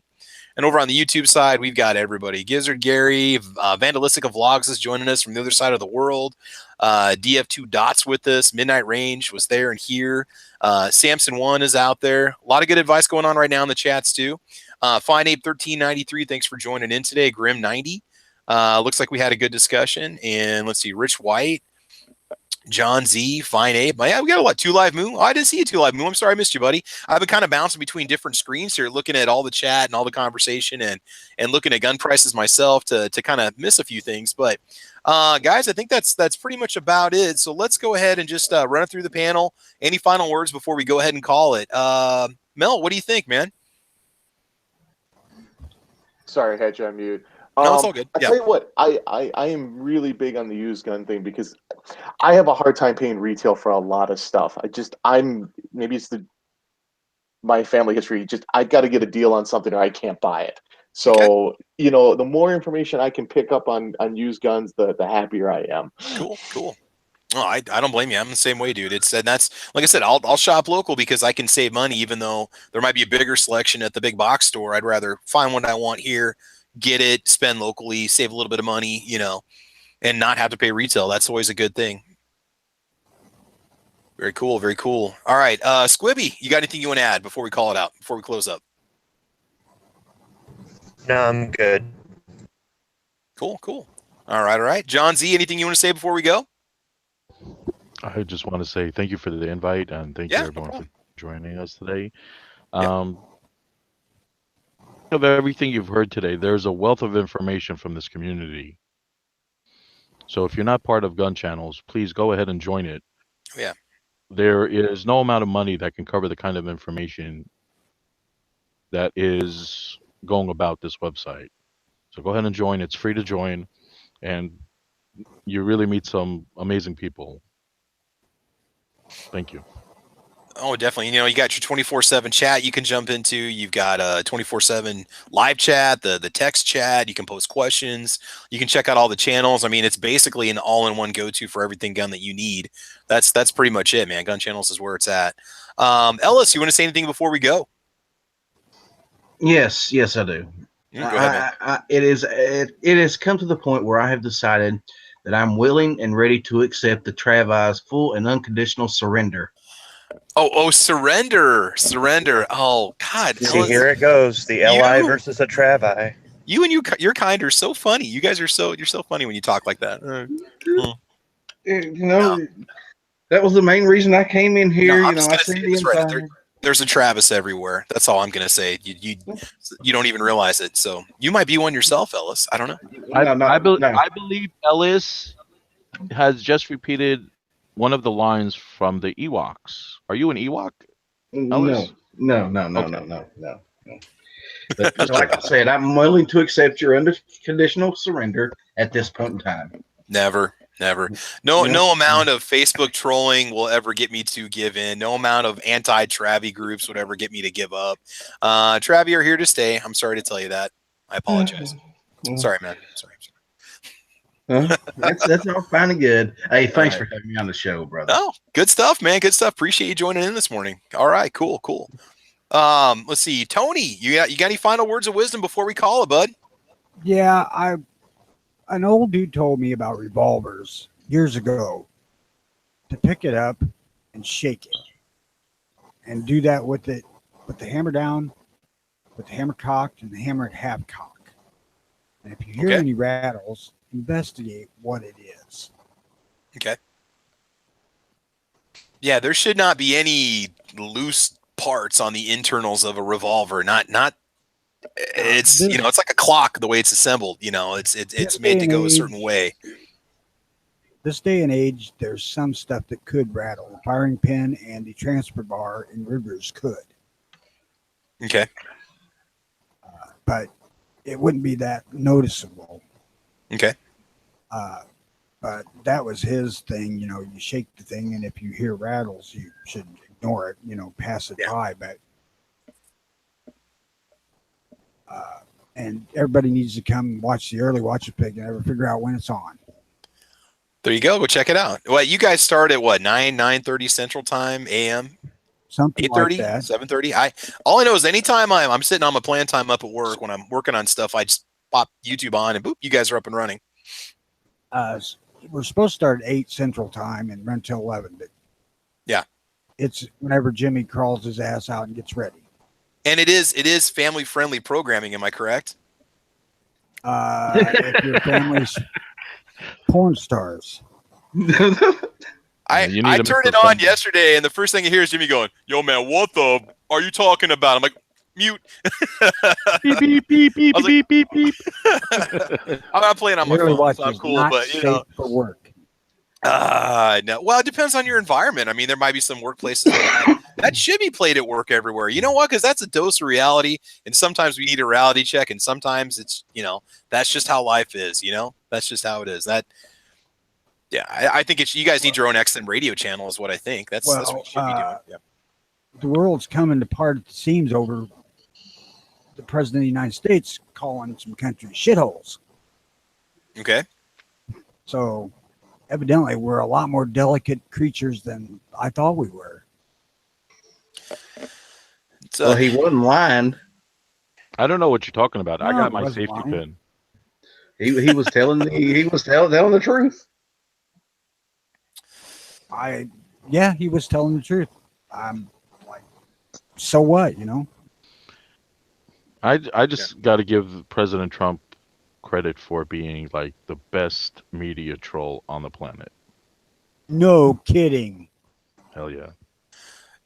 Didn't he come out and say that he didn't exactly say that though? Didn't he try to rebuke that or whatever? Didn't he say that no, that's not what was said in that meeting? Didn't he try to say that, or is that not the situation now? Well, the media will always take everything out of context to meet their agenda. Oh yeah, they'll twist it into a balloon animal into whatever shape they want. Yeah. He came out and what he said he didn't say was to take them all out. Read what he's backpedaling on. He wasn't backpedaling on calling the places a shithole. He was backpedaling on taking all of them out. No, but okay. He's claiming he didn't say that. Okay. Well, it's just one of those things. It's it's crazy anymore, man. I don't even know how to explain it. It's just, I'm totally at a loss for words, to be honest with you guys. Dick Durbin's on TV yesterday saying he's appalled and he knows these kind of words have never been spoken in the White House before. And I'm thinking, you are so full of it. Yeah, no, I don't know what kind of reality that guy's living in, but he obviously doesn't know how the world works. So, yeah. I could have just pictured George Bush sitting in the Oval Office going, well, we need to take them motherfuckers over in Iraq and wipe our ass with them.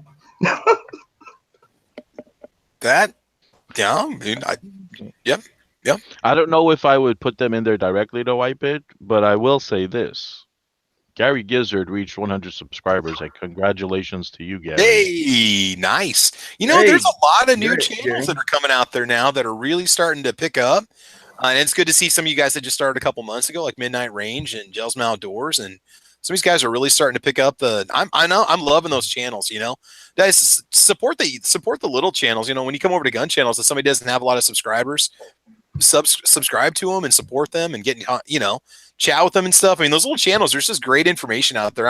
It's funny. I'm kind of away from those huge channels on YouTube. I just don't really pay much attention to them anymore. I've really just been kind of turned off to them, to be honest with you, because you don't know if they're shills or payoffs or whatever. And I'm not going to waste my time with information that's, fake.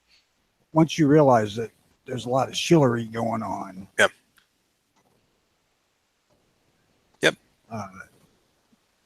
They lose appeal quickly. Yeah. The one thing I've been turned off by the bigger channels with 500,000 or a million people is that I don't know if they realize it or not, but a lot of stuff becomes repetitious. And the channels where they're actually physically doing something after they reach a certain amount of subscribers and they finish that one project that they used to get to that million or 500 or whatever it is, it becomes a lot of talking and it loses out on what it was originally. Yeah. I get tired of a lot of the bigger channels. Specifically,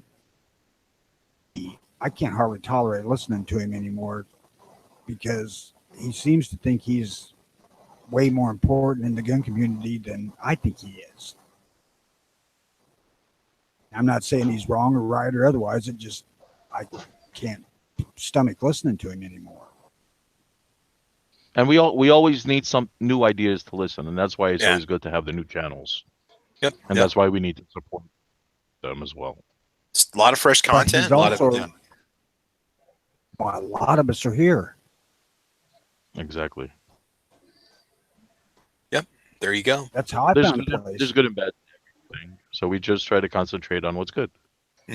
The first two gun channel or gun videos I ever watched, it was either from Hickok and Yankee or Hickok and Matt. And I didn't even know you had videos about gun channels on YouTube, or I'd have been on a long time sooner. So, these guys draw you in, and then you're just constantly looking for different content to watch, view, listen to at work, whatever. And like your show. When I wake up Saturday mornings, this is what I do. I come in, drink my coffee, listen to your show. During the week, it's the early watch. Yep. Whenever certain people decide to be on time. Oh yeah, Tony's always there. Jimmy's normally an hour late. For me, it was just always the daily gun show because I'd be working on projects out in the garage or working on stuff in the house, and I just put it on the laptop and turn it up and just do my work, and I'd just be listening to that the whole time and do the little tactical hotshot quiz and stuff. Stuff like that does bring you in. They're really good channels, and there's a lot of good stuff out there that I think people need to look for. I'm constantly doing that, turning on the gun channels and then going straight to YouTube from gun channels, and then letting everything run as a podcast. Yep. So yeah, it's good stuff, man. So if that's your thing, then there's definitely something out there for you. So absolutely cool. Triple D, I know. I think you said you're at work right now. You got any final words before we go ahead and call it? I want to thank you for joining me and hanging out for over 2 hours with us today. Yeah, heck yeah. I kind of felt like I wasn't really hanging out the whole time because Well, you're busy, man. And You're busy. Yeah, you're here. You contribute. been You nice. always do. So, yeah. What do you want to say? Thanks for the invite. It was good to be here for the part that I was here for. Where's Dad? And watch this afterwards and fill in all the blanks. Awesome. What do we got here? Early Where's watches. Dad at? Midnight Range. I don't even try to. Midnight Range is already starting some crap. He's got early watches way better than Caliber Corner. Yeah, of course. Jeez, well, you're a Travi. You know what he's up to. The Travi are turning on themselves. I love it. No, he just gave me a hard time, but I would never even. I don't even want to go there. I won't even go there. No, it's no. No. I mean, I love early watch and I love Daily Gun Show so much. Like when it's done, it's like it's done. I want to listen to some more. Like I'll play it all the way through to the end. I'm like, oh, I guess there's always tomorrow. So, well, see, that's why the Travi have you as a leader, because President Travi has to think consciously, and correctly. Exactly. It's somebody's got to think all the way through. Don't worry, we'll turn Midnight Range back around. We'll let him expose him to a couple hours of Travinetics by Elron Travi, and he'll be all we'll go take him to the compound and we'll re-educate him and let him talk to Tom Cruise for a little while. So yeah. Anyway, guys. Oh God, no. We like Midnight. Don't do that to him. Oh yeah. Oh, now there's going to be the big conspiracy that we're actually part of whatever that. What are those guys called again? The Dianetics people. What's the? They're in Hollywood and the Scientology. Scientologists. Yeah, the Traventologists. Yeah. Yeah. Okay, you can deal with Midnight and you can punish him. I mean, like severely. Just no Scientology. You're not going to surpass the other ones just by volume of content, and we're going to kick your butt every time. I saved the serious punishment for Crackle P11 whenever he gets out of line. So he was here for a couple minutes, and I don't know where I didn't want to say it because I didn't want to get the Crackle P jokes going, and Travis, did you check your Facebook messages? I sent you one about 3 or 4 days ago. I don't know. There's one where you told me where my butt's my face or something, and my face is my butt. And when I grab my face, I'm grabbing my butt. No. I don't know if you wanted me to do something for you, or if you were trying to. No. I confirmed you as a friend on Facebook and on Messenger. Yeah, I know, but I'd sent you a message, and then I don't see anything right now. I'm looking at it right now. Do you send it to the Travis P11 page? Might have. My regular Facebook page, because I got 2 that I bounced. I hardly ever check my regular Facebook feed. I just don't use it. In fact, I got away from it altogether as soon as they put the gun groups out. So that's probably why. Ellis basically put on a public message. He wants to grab your butt on your Facebook. No, he said that when I grab my butt, I'm grabbing my face. That's what the Trav I don't realize. There's all the stuff about goaded. Isn't that going along with Travis to rule the world or something? No, it had to do with Ammo Cat. No, I don't remember seeing anything about Ammo Cat. No. Okay, well, you can tell him the truth. Yeah. So what was the message? What Ammo Cat's doing fine. She's only 6 years old. She's got many years of life left. What was the deal now? She's the official mascot of the Trav. I want to put this out in the side chat because I don't want to give anything away. Oh, okay. All right. Okay, here's Ellis wants to connect with you on Facebook Messenger. I see that. That's the last thing that I saw from him. There's some stuff from a few other guys that are, I don't know. Did you click OK to Ellis? It doesn't let him send the message until you accept him. Yeah, I think we're down as friends on here. It says, you said progress is going forward. The Travi are so backwards that they grab their face to find their what. So I saw that. Oh, he put it on the side chat. Oh, okay. Well, let me check and see what we got here. You want to do an interview? Well, no, no. You want to do an interview with Ammo Cat? She's probably sleeping right now. Interview with Ammo Cat. Okay, well, I can sit her and hold her in front of the camera. Do you speak to cats? Are you the cat? Yes. Are you the cat? You're the cat whisperer. He's the cat whisperer. Is that what you are? You're like the Caesar Milan of the cat world. Is that what you do? Yes. Okay. Absolutely. All right. I got you. I will be. See, I'm also trying to get Yankee on my show because I'm going to do a interview with Gary the Glock. Oh, okay. All right. Well, I mean, Ammo Cat's definitely pro 2A. She's been in hundreds of my videos, and she's fascinated with disassembly and cleaning and stuff like that, and she knows not to mess with anything. She's great. She will be the first Travi cat that I've ever had on the show. So. There we go. Well, it's probably the only Travi cat actually, because we only have one. But Ammo Dog might want to join in too. He likes to talk. He's pretty cool. You know. I think Ellis and Ammo Cat are more on the same level than Ammo Dog would be. All right. Hey, whatever works. You know, we'll definitely try to set up a hangout time and we'll make it happen. So we'll have exclusive interview with Ammo Cat. I have not done a tabletop review of Ammo Cat yet. I might do one on the dog here in May once we've had him for a year. I'll do a tabletop review on a corgi. Everything you know. How do you do that? I will. I reviewed everything. I reviewed a little dog carrier for him a year ago when we first got him, and maybe you just put him up on the table and talk about what's the experience, what's the user, the owner experience like being a handler for a corgi, and you get feedback from the animals as well. See this little spot right here? World. This is poop that's stuck on his tail, so we'll have to clean that off later. He doesn't have a tail. He's got the little nub. He's got the short tail. He's a ranch dog. They're the line that was for sheep herding and stuff. So they're I got him trained to track rabbits now. He'll pick up a rabbit scent and we'll go flush him out. I can't kill him obviously because I'm in town, but I've got him trained how to track rabbits, which is pretty sweet. He is a well-behaved and very friendly dog. And the corgis, man, they love attention. They're just complete attention hogs. I start talking to my wife. He'll come up and start whining because he wants to be petted. He's like, "Hey, get me in on this conversation." It's like, okay, fine. Sort of like Night Strike. No comment, man. No comment. Shut up for just a second. I'm not gonna harass Night Strike. We've already discussed that we're done. We're gonna let it go. Night Strike is done hazing. He's officially in the Gun Channel's fraternity. Okay. Yep. The Amp Dragons have been bugging me about being on the chat or being interviewed or something sometime too. Triple D, you need to go on Ellis's show. That'd be cool, man. You should do that. You should do a little and talk about the Nebraska hunting and shooting experience. I'll do it. How good of a watchdog is a corgi? He will alert if somebody comes to the door, but a lot of times he's looking at me to see my reaction, because if I'm just kind of casually strolling over, he'll look at me and try to figure out if I'm panicked by who's at the door. He's weird. He hardly ever barks unless he absolutely has to. Other dogs come up to him and try to, run around him and stuff, because we got a lot of strays in town, and he won't like freak out and get all crazy with them and stuff. He doesn't. When he's in the fence, he'll hardly ever bark. If somebody's coming by, it's weird. The people we got him from, they had a bark collar on him the first 3 years that they owned him. And because they had a baby shortly after they got the dog, and they didn't want him barking in the house. So I just didn't know if he didn't know how to bark. When we first got him, he would never make a sound.